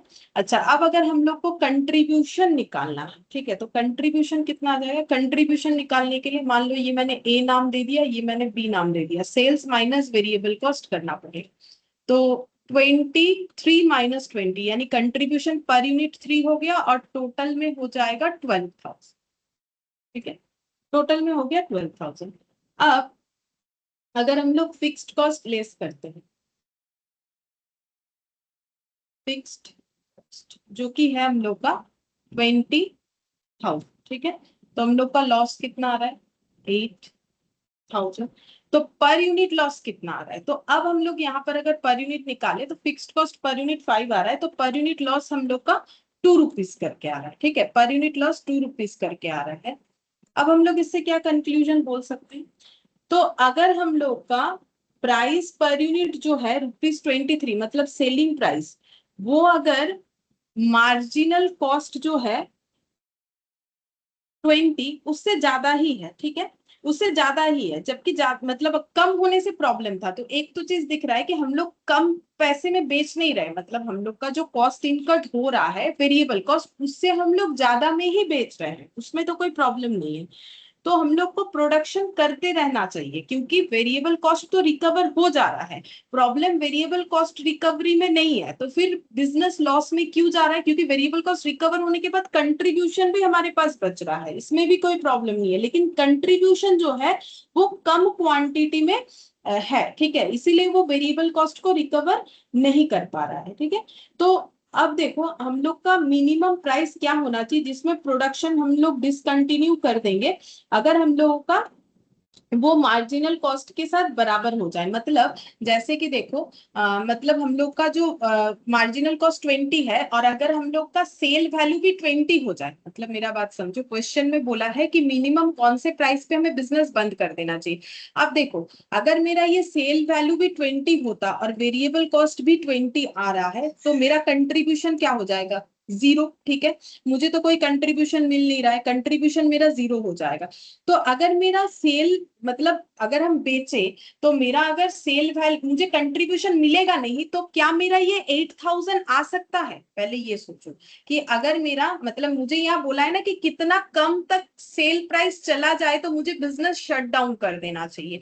तो जब तक मुझे कंट्रीब्यूशन मिलता जाएगा तब तक मेरा लॉस जो है वो कम होगा, कुछ ना कुछ तो कम होगा, अगर मुझे थोड़ा सा भी कंट्रीब्यूशन मिलने का जो है सिचुएशन दिख रहा है तो, ठीक है। जैसे 12,000 दिख रहा है तो मुझे 20,000, अब मान लो ये 12,000 मेरा 0 हो जाता है, ऐसे समझते हैं 12,000 मेरा 0 हो जा रहा है फॉर एग्जाम्पल, तो मेरा प्रोडक्शन करके भी मेरा लॉस जो होगा, हम प्रोडक्शन बंद कर दे तो भी मेरा लॉस उतना ही होगा।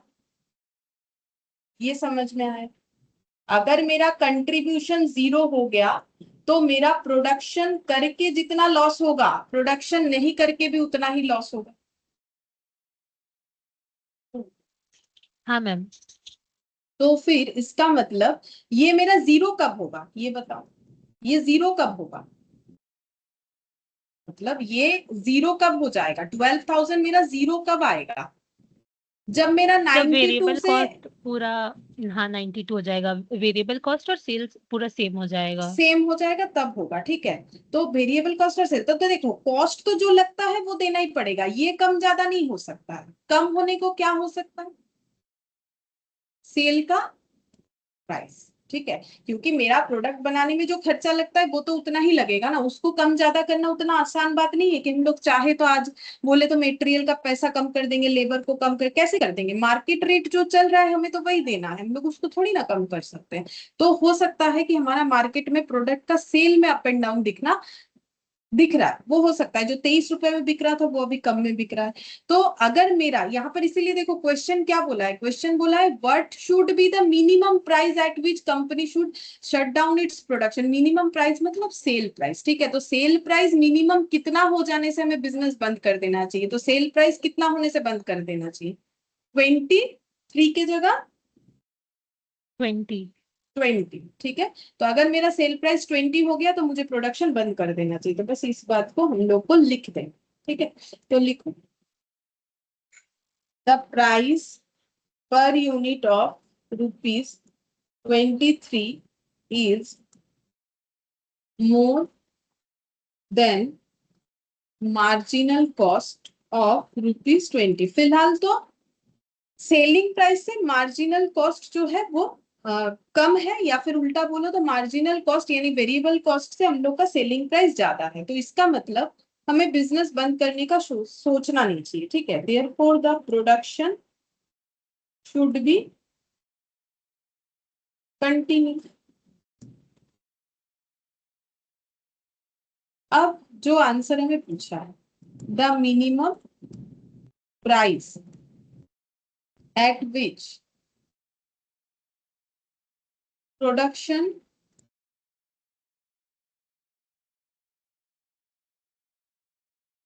should be discontinued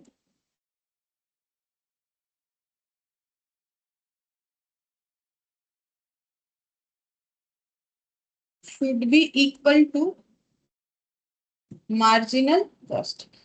बोल रहा है कि जितने मिनिमम प्राइस में हमारा प्रोडक्शन डिसकंटिन्यू हो जाना चाहिए तब होना चाहिए जब हम लोग का वो मिनिमम प्राइस यानी सेल प्राइस मार्जिनल कॉस्ट के साथ बराबर हो जाएगा, यानी वो 20 हो जाएगा, ठीक है। अच्छा, तो in this case marginal cost is ₹20, so minimum price should be ₹20। मतलब अगर वैसे देखा जाए तो मार्जिनल कॉस्ट क्योंकि 20 है तो मिनिमम प्राइस हमारा 20 होगा, तो तब हमें प्रोडक्शन बंद कर देना चाहिए। It is better to stop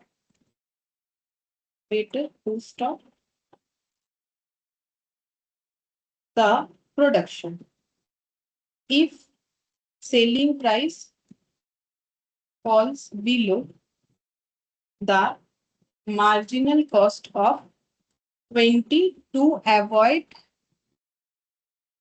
loss। यहाँ लिख देते लॉस मोर देन, ये मोर देन साइन दे दिया क्योंकि थोड़ा जगह कम है, ठीक है। ये पेज खत्म हो गया, पीछे लिखेंगे इसीलिए यहाँ लिख दे रहे more than fixed cost of ₹20,000, ठीक है। हाँ, एक चीज और समझो यहाँ पर, ये तो देखो क्या लिखा है हम बता देते। Price per unit of 23 is more than marginal cost of 20। मतलब फिलहाल हम लोग का जो सेलिंग प्राइस है 23 वो मार्जिनल कॉस्ट से ज्यादा है, तो प्रोडक्शन बंद नहीं करना चाहिए। Therefore production should be continue. क्यों कंटिन्यू होना चाहिए, अभी इतना बार समझा हम लोगों ने, ताकि हम लोग का जो लॉस आ रहा है उसमें जो भी आ रहा है वो कम हो जाए, ठीक है। The minimum price at which production should be discontinue, बोल रहा है कौन से सेल प्राइस में प्रोडक्शन डिसकंटिन्यू होना चाहिए, जब वो मार्जिनल कॉस्ट के साथ बराबर हो जाए। जैसे कि इस केस में अगर मेरा मार्जिनल कॉस्ट क्योंकि 20 है, अगर मिनिमम प्राइस 20 हो जाए तो फिर हमें प्रोडक्शन बंद कर देना चाहिए। इसके बाद वाला लाइन एक बार देखो, it is better to stop the production if selling price fall below marginal costing. अच्छा, कब बंद होना चाहिए, 20 होने से नहीं, 20 के भी नीचे जाने से बंद करना चाहिए। मतलब देखो यहाँ पर ये बता रहे अगर ये 0 हुआ तो मेरा लॉस तो 20,000 हो जाएगा, ठीक है। उसमें 20,000 ही हो रहा है, लेकिन और यहाँ पर जो बोला it is better to stop production if selling price falls below the marginal costing. Below the marginal costing मतलब 20 से कम, मतलब जैसे 20 हुआ तो उसके बराबर हो गया, ठीक है। अगर उससे भी कम हो गया तो लॉस और बढ़ेगा, ठीक है। उससे लॉस और बढ़ेगा। जैसे मान लो यहाँ पर हो गया ₹15, हम एक एग्जांपल दे रहे हैं, ठीक है। मेरा वेरिएबल कॉस्ट है 20, ठीक है। तो मेरा कंट्रीब्यूशन पर यूनिट कितना आएगा, -5 में आएगा। तो -5 रुपीज आया, तो ₹5 नेगेटिव यानी 4,000 के लिए नेगेटिव में कितना आ जाएगा, 20,000, ठीक है। और ऊपर से फिक्स्ड कॉस्ट 20,000, तो मेरा जो लॉस है वो और बढ़ जाएगा, ठीक है, और बढ़ जाएगा। मतलब 0 तक होने से तो 20,000 ही हो रहा था, लेकिन उससे भी कम अगर हो जाए, मतलब अगर नेगेटिव में आना स्टार्ट कर दे, ठीक है, क्योंकि 0 के नीचे तो नेगेटिव ही होता है, तो मेरा लॉस और भी बढ़ जाएगा। तो उस चीज को यहाँ पर डिस्क्राइब किया है कि मतलब 0 हो जाए, मतलब बराबर हो जाए, तो सिर्फ फिक्स्ड कॉस्ट तक का ही लॉस होने वाला है, लेकिन अगर उससे भी कम हो जाए तो लॉस और बढ़ जाएगा। तो it is better to stop the production if selling price fall below the marginal costing of 20 to avoid loss greater than fixed cost. मतलब फिक्स्ड कॉस्ट से भी ज्यादा लॉस होने के लिए हमें अगर बचना है, तो फिर मार्जिनल कॉस्ट से भी अगर ज्यादा कम हो जा रहा है हमारा सेलिंग प्राइस, तो भी हमें बंद कर देना चाहिए। मतलब बात है कि देखो, वैसे ही 2020, क्यों? क्योंकि प्रोडक्शन करो तो भी जो लॉस है, और प्रोडक्शन ना करो तो भी वही लॉस है, 20,000। तो प्रोडक्शन का मेहनत क्यों करें?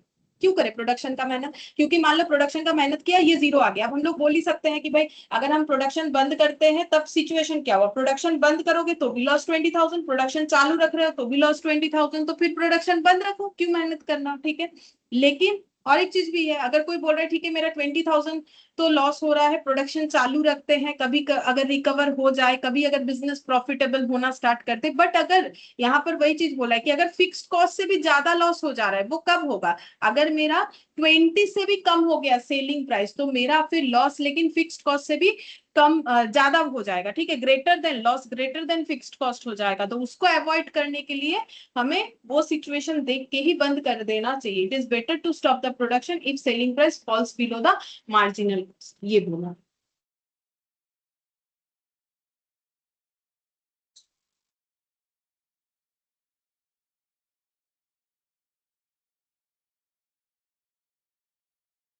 यहाँ पर एक क्वेश्चन और करते हैं जी।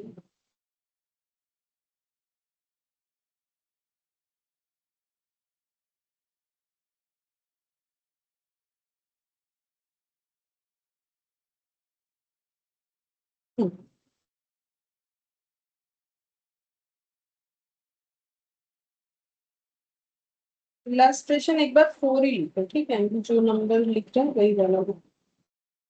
हम लोग को बोला है find profit earn by using marginal costing. Marginal costing का यूज करके प्रॉफिट कितना हो रहा है वो बताना है। तो क्वेश्चन क्या है?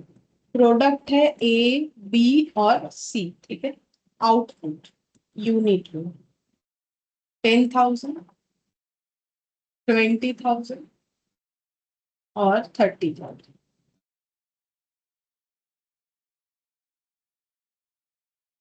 Selling price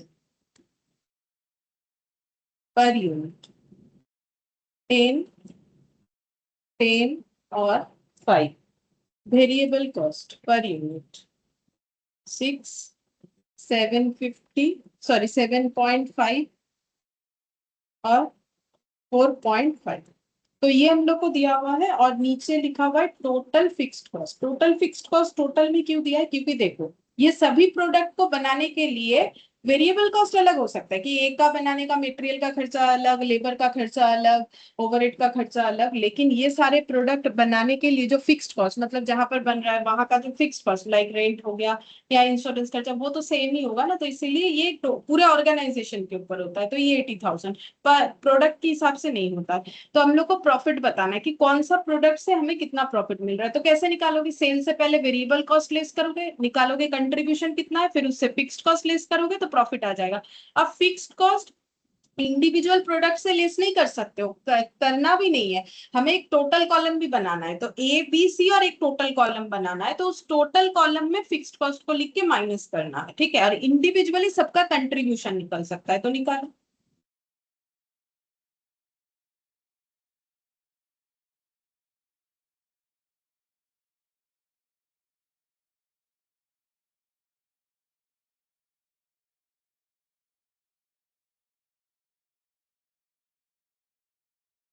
statement of cost and profit marginal costing method से कर रहे हैं। Product A, product B, product C और एक टोटल कॉलम करना पड़ेगा, नहीं तो फिक्स्ड कॉस्ट को कैसे लेस करें। तो सबसे पहले सेल्स, अच्छा सेल्स कितना लिखेंगे? 10,000 इंटू 10, 20,000 इंटू 10, 30,000 इंटू 5। तो 10,000 इंटू 10, 20 इंटू 10, 30 इंटू 5। ठीक है, ये कुछ भी नहीं है, नॉर्मल सा क्वेश्चन। 1 लाख, इसमें कुछ सोचना भी नहीं है ज्यादा। 2 लाख और 1,50,000, तो टोटल कितना हो जाएगा? 2 लाख और 1 लाख 3 लाख, 3 लाख और 1 लाख 4,50,000। ठीक है, फिर सेल से लेस कर देंगे हम लोग वेरिएबल कॉस्ट। अच्छा वेरिएबल कॉस्ट कितना होगा पर यूनिट? 6, तो 6 इंटू 10,000। 6 इंटू 10,000 क्या एक ही बार में लिख देंगे? ठीक है, लिख देते 10,000 इंटू 6, 60,000। 20,000 इंटू 30,000 इंटू कितना कितना है? 10, 7.5, 4.5। तो 7.5 करने से कितना आ रहा है? 4.5 करने से कितना? एक बार देखो कितना हो रहा है।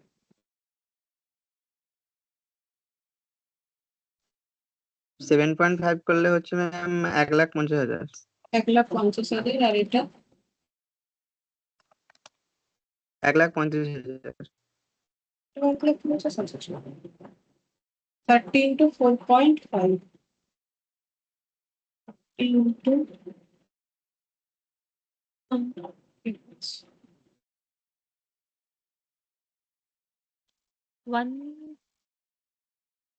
135 होगा ना? ये वाला, ओ 135 हाँ होगा। तो टोटल कितना होगा? 60, इधर 50, मतलब 2,10,000, 2,10,000 और 1,35,000 कितना होगा? 3,45,000। 3,45,000। देख लो ठीक है तो चेक कर लो। कंट्रीब्यूशन ये 40,000। ठीक है, ये ठीक है। ये 0.5 वाला तुम लोग एक बार देख लेना, 1,50,000 और 2 लाख का कितना हो जाएगा? 50,000। ठीक है, तो अगर ये 1,35,000 हो रहा है तो हम लोग का कितना होगा? 150 माइनस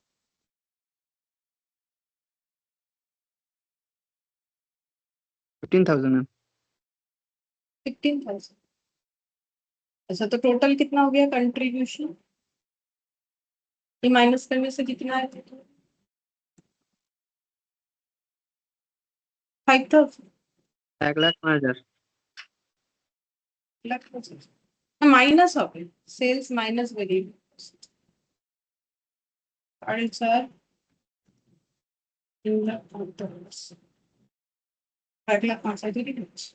ठीक है, 1,05,000। अब इससे लेस करेंगे फिक्स्ड कॉस्ट। तो फिक्स्ड कॉस्ट कितना है? अब देखो ये सब में नहीं लगाना है, इंडिविजुअली हमें पता भी नहीं है कि कौन से प्रोडक्ट पे कितना फिक्स्ड कॉस्ट जाएगा। ठीक है, वो अलग चैप्टर होता है, वो इसमें नहीं है। हमें फिक्स्ड कॉस्ट को ओवरऑल पीरियड कॉस्ट की तरह ट्रीट करना है। तो हम लोग जस्ट ओवरऑल फिक्स्ड कॉस्ट जितना है इस प्रोडक्ट को प्रोड्यूस करने का, चाहे ये प्रोडक्ट को प्रोड्यूस करने में जितना भी समय लगा हो, उससे हम लोग लेस कर देते हैं। तो 1,05,000 माइनस 80,000 करने से जितना आएगा उतना प्रॉफिट, उतना प्रॉफिट हो जाएगा। तो 25,000। ठीक है, तो प्रॉफिट हमें बोला है कि मार्जिनल कॉस्टिंग मेथड से बोलो कि प्रॉफिट कितना है। तो मार्जिनल कॉस्टिंग मेथड से प्रॉफिट हम लोग का इतना निकल के आया।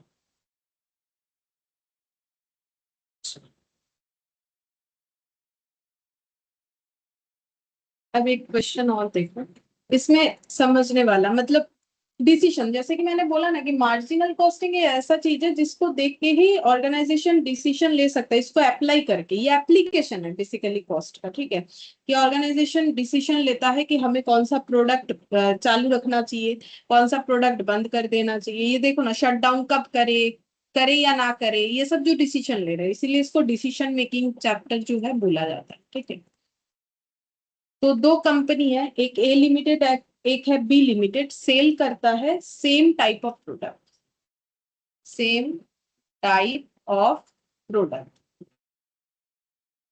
ठीक है, अब इनका इनकम स्टेटमेंट दे रहा है, देयर इनकम स्टेटमेंट, इनका इनकम स्टेटमेंट दे रहा है। जो भी बनाया वो भी देखो क्वेश्चन में ही है, मतलब क्वेश्चन के अंदर ही इनकम स्टेटमेंट हम लोग को दे रखा है। जैसे कि सेल्स दे रखा है 2,40,000 और 2,40,000, दोनों का सेल्स भी बराबर है, ठीक है। फिर वेरिएबल कॉस्ट दिया है 96 और 1,20,000, तो इसका 96,000 है, इसका 1,20,000, ठीक है। फिर फिक्स्ड कॉस्ट है 64,000 और यहाँ पर है 40,000। तो प्रॉफिट दिया हुआ है 80,000 और 80,000, प्रॉफिट दोनों का सेम आ रहा है, ठीक है। लेकिन देखो एक का वेरिएबल कॉस्ट जो है, या माइनस हटा देते हैं, जस्ट ऐसे डेटा दिया हुआ है। तो यहाँ पर देखो हम लोग का एक का वेरिएबल कॉस्ट ज्यादा है, इसका बी लिमिटेड का, और उसका फिक्स्ड कॉस्ट कम है। जिसका वेरिएबल कॉस्ट ज्यादा है उसका फिक्स्ड कॉस्ट कम है, जिसका फिक्स्ड कॉस्ट ज्यादा है उसका वेरिएबल कॉस्ट कम है, ऐसे दिया हुआ है, ठीक है। तो हम लोग को ये बोलना है कि स्टेट बताओ कि which company is likely to earn profit if there is one heavy demand और poor demand। अगर ये जो प्रोडक्ट है इसका मार्केट में हेवी डिमांड हुआ तो कौन सा कंपनी ज्यादा प्रॉफिट कमाएगा, और मार्केट में अगर डिमांड कम हुआ तो कौन सा कंपनी ज्यादा प्रॉफिट कमाएगा, ये बताना है, ठीक है, ये बताना पड़ेगा। तो इसको हम लोग कैसे समझेंगे? तो देखो, अगर यहाँ पर कंट्रीब्यूशन कितना आ रहा है, पहले पीवी रेशियो निकालते हैं दोनों का, ठीक है। क्योंकि देखो जिसका कंट्रीब्यूशन ज्यादा है, यहाँ पर सारा डिसीजन हमें वेरिएबल कॉस्ट के ऊपर ही लेना है, ठीक है। तो हम लोग सबसे पहले यहाँ पर निकालते हैं पीवी रेशियो दोनों कंपनी का, ठीक है। तो तुम लोग चाहो तो कॉलम वॉलम करके सेल्स माइनस वेरिएबल कॉस्ट इस तरीके से कर सकते हो, हम थोड़ा शॉर्ट में कर रहे हैं, ठीक है, समझाने के लिए। तो कंट्रीब्यूशन बाय सेल्स इंटू 100 होता है, हम यहाँ पर ए और बी दोनों का पीवी रेशियो निकालना चाहते हैं। तो पीवी रेशियो क्या हो जाएगा, सेल्स माइनस वेरिएबल कॉस्ट, तो 2,40,000 माइनस 96,000 कितना होगा, 2,40,000 माइनस 96,000 कंट्रीब्यूशन आ रहा है, कितना होगा, तो बोलो, कैलकुलेशन भी नहीं। 1,44,000 डिवाइडेड बाई 2,40,000 इंटू 100 कितना आ रहा है, 60%। और दूसरा वाला कितना होगा, इसका भी तो सेल 2,40,000 है, और इसका कंट्रीब्यूशन बताओ बताओ,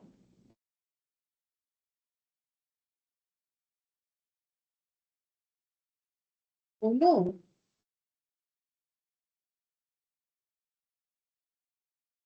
1,20,000। तो 1,20,000 डिवाइडेड बाई 2,40,000 इंटू 100 कितना हो जाएगा, 50%। 50। 50%, ठीक है। अच्छा, तो अब इसका मतलब हो गया कि अगर ये 100 रुपीज का सेल करेगा तो इसे 60 का कंट्रीब्यूशन मिलेगा, जहां पर बी को 50 का कंट्रीब्यूशन मिलेगा। तो अगर हेवी डिमांड है तो किसका प्रॉफिट ज्यादा होगा, बोलो। प्रॉफिट कैसे निकालते हैं, जिसका कंट्रीब्यूशन ज्यादा उसका प्रॉफिट ज्यादा। क्यों, देखो एक नॉर्मल बात समझो कि यहाँ पर मान लो मेरा 100 रुपीज है सेल, तो मेरा अगर वेरिएबल कॉस्ट मान लो है 40, ठीक है, तो मेरा कंट्रीब्यूशन कितना हो गया 60। अब यहाँ पर सेम ऐसे कर रहे हैं, मेरा वेरिएबल कॉस्ट मान लो है 20, तो मेरा कंट्रीब्यूशन कितना हो गया 80, ठीक है। तो कौन सा, मतलब अब इसके बाद तो मुझे फिक्स्ड कॉस्ट रिकवर करना पड़ेगा, तभी तो जाके मेरे पास प्रॉफिट आएगा। तो मान लो मेरा फिक्स्ड कॉस्ट है 50, हम एक एग्जांपल ले रहे हैं, तो फिर मेरा प्रॉफिट कितना है, इधर 10 और इधर कितना हो गया 30। अब इसका कम इसका ज्यादा क्यों आया, क्योंकि देखो फिक्स्ड कॉस्ट तो मेरा दोनों ही केस में सेम है, ठीक है, लेकिन ये 50 रुपीज को रिकवर करने के लिए 50 रुपीज बिजनेस से रिकवर करने के लिए मेरे पास क्या होना चाहिए, कंट्रीब्यूशन। तो कंट्रीब्यूशन जितना ज्यादा होगा, ठीक है, जितना ज्यादा होगा उतना मेरा फिक्स्ड कॉस्ट जल्दी रिकवर होगा और उसके बाद कुछ ना कुछ बच जाएगा। तो मेरा कंट्रीब्यूशन इसमें ज्यादा, जिसमें ज्यादा है उसमें ही मेरा प्रॉफिट ज्यादा होगा, जिसमें कम है उसमें प्रॉफिट कम होगा। अब मार्केट में जिस प्रोडक्ट का डिमांड ज्यादा होगा वो ज्यादा बिकेगा, तो जो ज्यादा बिकेगा वो ज्यादा कंट्रीब्यूशन देगा, ठीक है। तो अगर हाई डिमांड है तो फिर कौन सा प्रोडक्ट जो है ज्यादा प्रॉफिट देगा?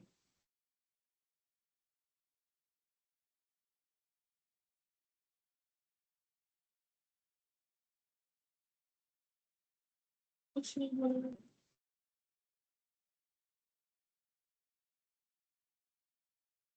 In case of A Limited, every sale of rupees 100 gives a contribution of rupees 60, where as in case of B it is 50, ठीक है। तो जब हेवी डिमांड होगा तो जो कंट्रीब्यूशन ज्यादा है वही ज्यादा प्रॉफिट कमाएगा। In case of heavy demand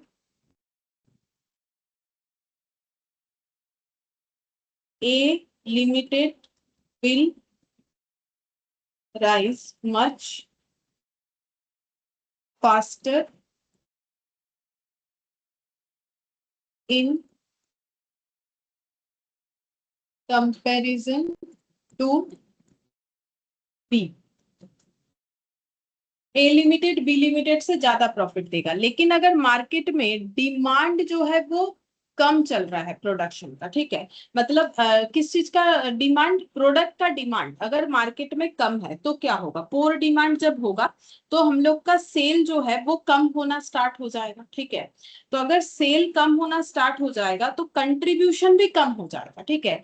ए का 60 रुपीज से और बी का 50 रुपीज से कंट्रीब्यूशन कम होना स्टार्ट होगा, ठीक है। तो यहां पर लिखेंगे during poor demand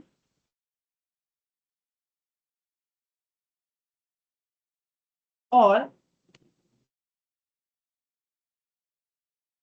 decline in sales of rupees 100 will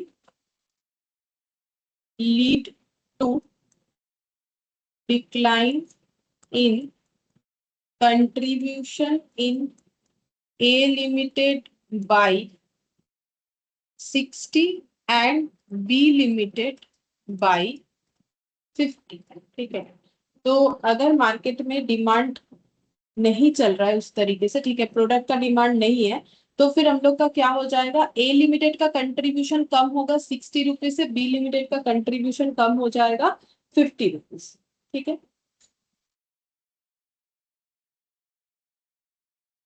तो जैसे प्रोडक्ट का डिमांड हाई रहेगा तो जो ज्यादा कंट्रीब्यूशन दे रहा है उससे हमें ज्यादा प्रॉफिट मिलेगा, और जब लो रहेगा तो इसका मतलब ये नहीं है कि जो ज्यादा कंट्रीब्यूशन दे रहा था उसका जो है वो अच्छा परफॉर्म नहीं करेगा, वो लॉस देगा, ऐसा बात नहीं है। इसका आंसर ऐसा होना चाहिए कि उस केस में कंट्रीब्यूशन जो फॉल होने लगेगा वो पर यूनिट में ए का 60 से कम होने लगेगा और बी का 50 से कम होने लगेगा, ठीक है।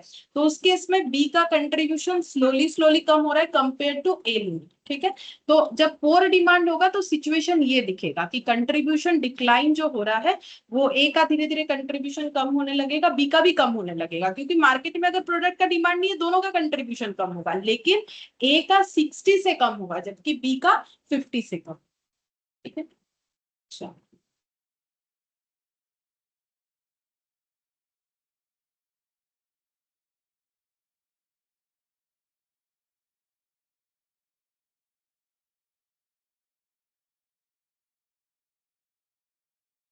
X limited made sales during a certain period for rupees 1 lakh. The net profit for the same period, the net profit for same period was rupees 10,000 and fixed over it rupees 15,000. ठीक है, तो find out PV ratio, sales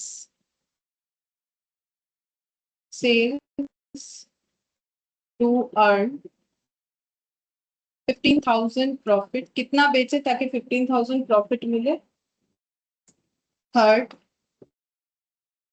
net profit of rupees 1,50,000 from sales.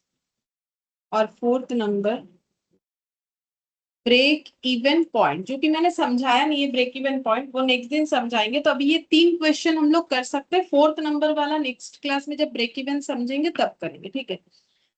तो यहाँ पर बोला है कि x limited cell किया है ड्यूरिंग द ईयर में 1 लाख और नेट प्रॉफिट है उसी पीरियड का 10,000 और फिक्स्ड ओवरहेड है 15,000। हम लोग को पीवी रेशियो निकालने के लिए बोला है, ठीक है। तो अब हम लोग को पीवी रेशियो का कौन सा फॉर्मूला चाहिए, क्योंकि यहाँ पर मोर देन 1 ईयर का डेटा नहीं है, तो पीवी रेशियो का ये फॉर्मूला लगेगा, contribution divided by sales into 100, ठीक है। अब सेल्स कितना है, तो सेल्स तो 1 लाख है, ये तो क्वेश्चन में दिख रहा है क्लियरली, ठीक है। कंट्रीब्यूशन कैसे निकालोगे, तो कंट्रीब्यूशन का मैंने 2 फॉर्मूला बोला था, सेल्स माइनस वेरिएबल कॉस्ट। तो यहाँ सेल्स तो अवेलेबल है बट वेरिएबल कॉस्ट अवेलेबल नहीं है। और एक फॉर्मूला क्या निकल के आया था, प्रॉफिट प्लस फिक्स्ड कॉस्ट। अगर तुम लोग देखोगे अपने कॉपी में मार्जिनल कॉस्टिंग का इक्वेशन, तो मैंने बोला sales minus total cost equal to profit. Total cost का मतलब फिक्स्ड प्लस वेरिएबल, जब ब्रैकेट ओपन कर दिया तो sales minus fixed minus variable equal to profit. तो sales minus variable equal to profit plus fixed cost, ठीक है। तो इधर भी कंट्रीब्यूशन इधर भी कंट्रीब्यूशन, तो प्रॉफिट प्लस फिक्स्ड कॉस्ट करोगे तो भी हमें कंट्रीब्यूशन मिलेगा, जो कि यहाँ दिख रहा है, प्रॉफिट 10,000 फिक्स्ड कॉस्ट 15,000। तो इससे हम लोग को कंट्रीब्यूशन मतलब कंट्रीब्यूशन मिलेगा और उससे पीवी रेशियो मिल जाएगा। तो 25,000 डिवाइडेड बाई 1 लाख इंटू 100, ठीक है। तो इसका आंसर हम लोग का आ जा रहा है 25%, ठीक है। तो ये आ गया। अब देखो कैसा क्वेश्चन दिया हुआ रहेगा, कुछ भी दे सकता है, बट मेन चीजों को याद रखना है, उससे अपना दिमाग लगा के कैलकुलेट करना पड़ेगा, ठीक है। फिर बोल रहा है सेल्स टू अर्न 15,000 प्रॉफिट। तो अगर हम लोग को 15,000 प्रॉफिट चाहिए तो कितना सेल करना पड़ेगा, तो हम लोग अलग अलग फॉर्मूले से कर सकते हैं। देखो हम ऐसे करेंगे, sales minus total cost equal to होता है प्रॉफिट, ठीक है। अब sales minus fixed cost plus variable cost, ये मिला के होता है प्रॉफिट, ठीक है। फिर लिखेंगे sales minus fixed cost minus variable cost, करने पे होता है प्रॉफिट। अब हम लोग को टारगेट दिया है कि 15,000 अगर प्रॉफिट अर्न करना है, मतलब प्रॉफिट मेरा 15,000 होना चाहिए, तो सेल्स कितना होगा, तो सेल्स हम लोग को कैलकुलेट करना है, ठीक है। तो फिक्स्ड कॉस्ट कितना लिखे, देखो हम लोग सेल कम करें ज्यादा करें, फिक्स्ड कॉस्ट तो मेरा वही होगा जो होते आया है, यानी 15,000। इस क्वेश्चन में एक ही फिक्स्ड कॉस्ट गिवन है जो कि है 15,000, ठीक है। अब वेरिएबल कॉस्ट क्या होगा वो हम लोग को कैलकुलेट करना पड़ेगा, ठीक है। तो वेरिएबल कॉस्ट कैसे निकालेंगे, तो वेरिएबल कॉस्ट हम लोग को कैसे निकालना पड़ेगा यहाँ पर, ठीक है। एक बार ऐसे लिखो, सेल्स माइनस वेरिएबल कॉस्ट, ठीक है। तो sales minus variable cost equal to, ये इधर जाएगा ऐड हो जाएगा 15,000। अच्छा ये प्रॉफिट ना 10,000 था, मैंने गलती से 15 लिख दिया, प्रॉफिट। ओ सॉरी सॉरी, ये तो क्वेश्चन का 15,000 था, मुझे लगा हम यहाँ 10 लिखे थे, यहाँ ये लिख दिया, गलत लिख दिया। नहीं, हमारा टारगेट प्रॉफिट तो 15,000 है, ठीक ही लिखा है। तो 15,000 प्रॉफिट कमाने के लिए कितना मुझे सेल करना पड़ेगा, तो sales minus variable cost equal हो गया मेरा 30,000, ठीक है। वेरिएबल कॉस्ट कितना है, वेरिएबल कॉस्ट है 25%, ठीक है। वेरिएबल कॉस्ट है 25%, या सॉरी, वेरिएबल कॉस्ट है 25% बोल रहे, पीवी रेशियो जो है वो हम लोग का है 25%, ठीक है। तो अब हम लोग इससे वेरिएबल कॉस्ट निकाल सकते हैं। अगर हम लोग का पीवी रेशियो 25% है तो सीवी रेशियो कितना होगा, उससे ही वेरिएबल कॉस्ट निकल जाएगा। सीवी रेशियो हो जाएगा 75। कितना, 75, ठीक है, 75%। तो फिर हम लोग अगर ये सेल्स पे लगता है तो सेल्स मान लेते हैं एक्स है, तो वेरिएबल कॉस्ट कितना हो जाएगा, एक्स के ऊपर 75%, तो फिर 75/100 मतलब 0.75 और इधर 1 1 माइनस 0.75 कितना होता है 0.25। 0.25 तो 0.25x इक्वल 30,000 तो x कितना हो जाएगा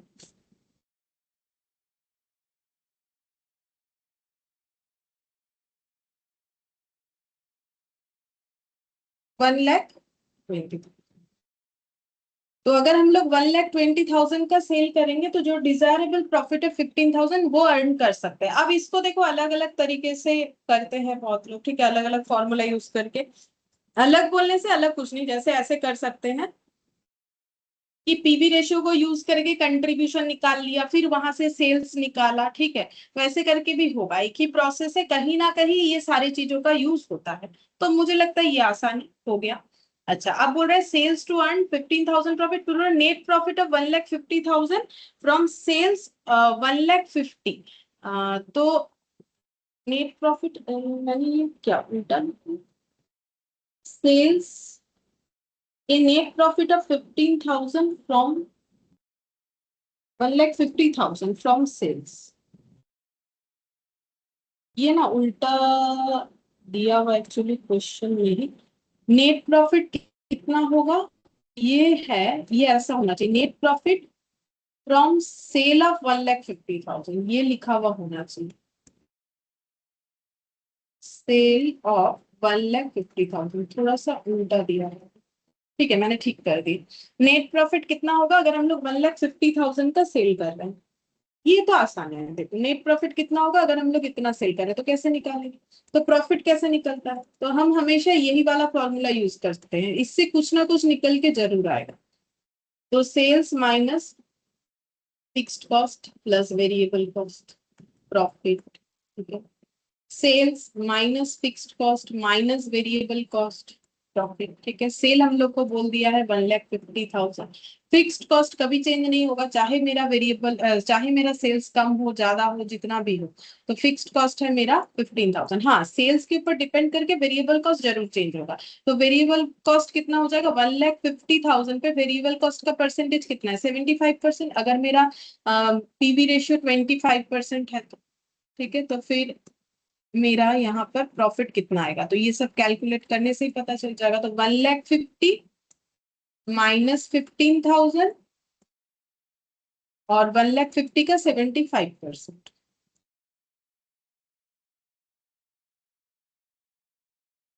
1,125,000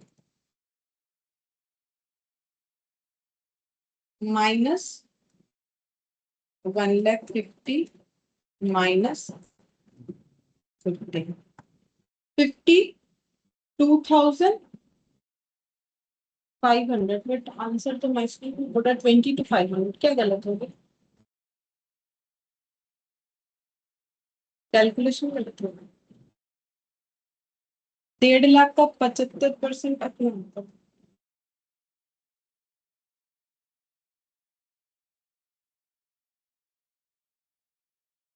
ओहो, देखो अगर मेरा सेल्स 1.5 लाख है तो क्या पीवी रेशियो सेम रहेगा, ये पीवी रेशियो तो 1 लाख के ऊपर सेल का है, तो इसमें फिर से पीवी रेशियो निकालना चाहिए था, इसीलिए गलत आ रहा है, मेरा ही गलती है। देखो हम लोग को यहाँ पर फिर से पीवी रेशियो निकालना पड़ेगा, क्यों, क्योंकि मेरा सेल तो चेंज हो गया ना, तो पीवी रेशियो का मतलब तो contribution divided by sales into 100। तो अभी हम लोग कितना सेल कर रहे हैं 1,50,000, ठीक है। तो अब हम लोग यहाँ पर पीवी रेशियो जब निकालेंगे तो कैसे निकालेंगे, तो देखो अगर सेल्स माइनस वेरिएबल कॉस्ट करोगे तो वेरिएबल कॉस्ट का तो हमें पता नहीं, क्योंकि हम लोग इस बेसिस पे तो कर नहीं सकते 75, क्योंकि वो 1 लाख के बेसिस पे था। तो फिर ये अगर हम लोग 75 कर देंगे तो हमें तो सही आंसर नहीं मिलेगा इस क्वेश्चन के लिए, क्योंकि ये 1,50,000 का सेल है। तो अगर 1,50,000 का सेल है तो पीवी रेशियो कैसे निकालोगे, तो और एक ऑप्शन था हमारे पास, हम लोग प्रॉफिट प्लस फिक्स्ड कॉस्ट करते हैं तो हमें जो है पीवी रेशियो मिल सकता है। तो प्रॉफिट तो पता ही नहीं, वो निकालने के लिए बोल रहा है, फिक्स्ड कॉस्ट जरूर पता है 15,000 इंटू 100, ये कैलकुलेट करने से हमारे पास क्या आएगा, पीवी रेशियो आ सकता है। अब इसको ना सॉल्व करना पड़ेगा, इसको सॉल्व करने से हमें डेटा मिलेगा, ठीक है। देखो कैसे करके मिलेगा, पीवी रेशियो का मतलब क्या होता है, पीवी रेशियो का मतलब हो जाएगा कंट्रीब्यूशन डिवाइडेड बाय सेल्स, ठीक है।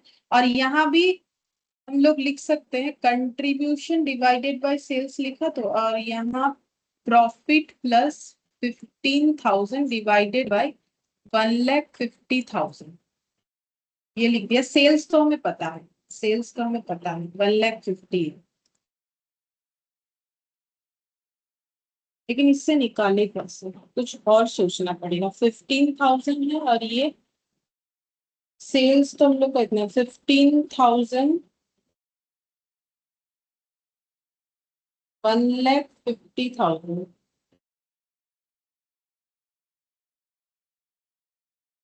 ठीक है, तो हम लोग एक काम कर सकते हैं, ये वाला जो है इससे निकाले। ये तो 1 लाख के ऊपर है, ये हम लोग का 1.5 लाख के ऊपर है। सेल्स दिया हुआ है 1.5 लाख, तो 15,000 प्लस प्रॉफिट, ठीक है, इक्वल टू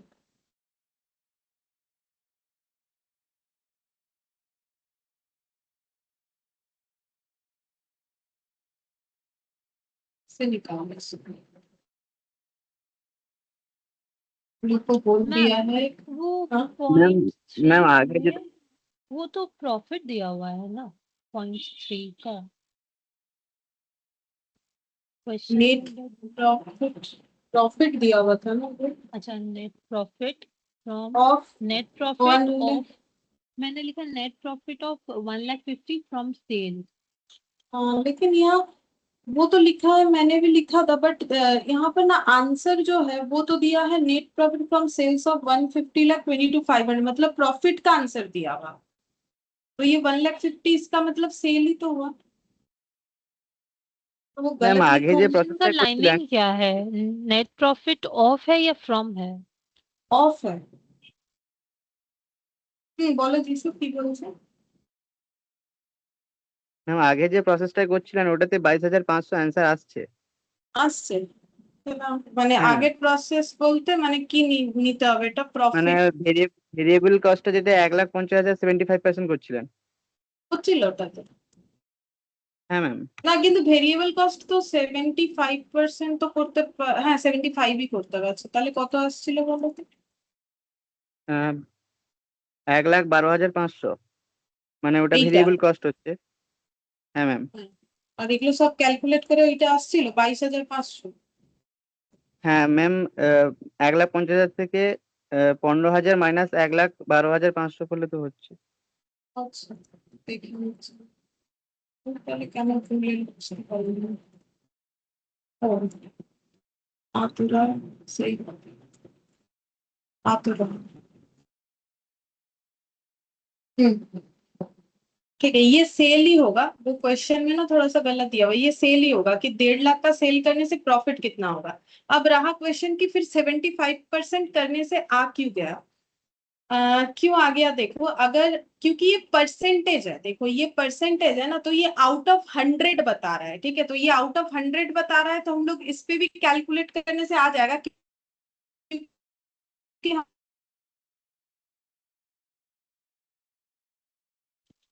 हम लोग को यहाँ का ये देखो, ये जो मतलब सेल्स जो है वो 1,50,000 हुआ है।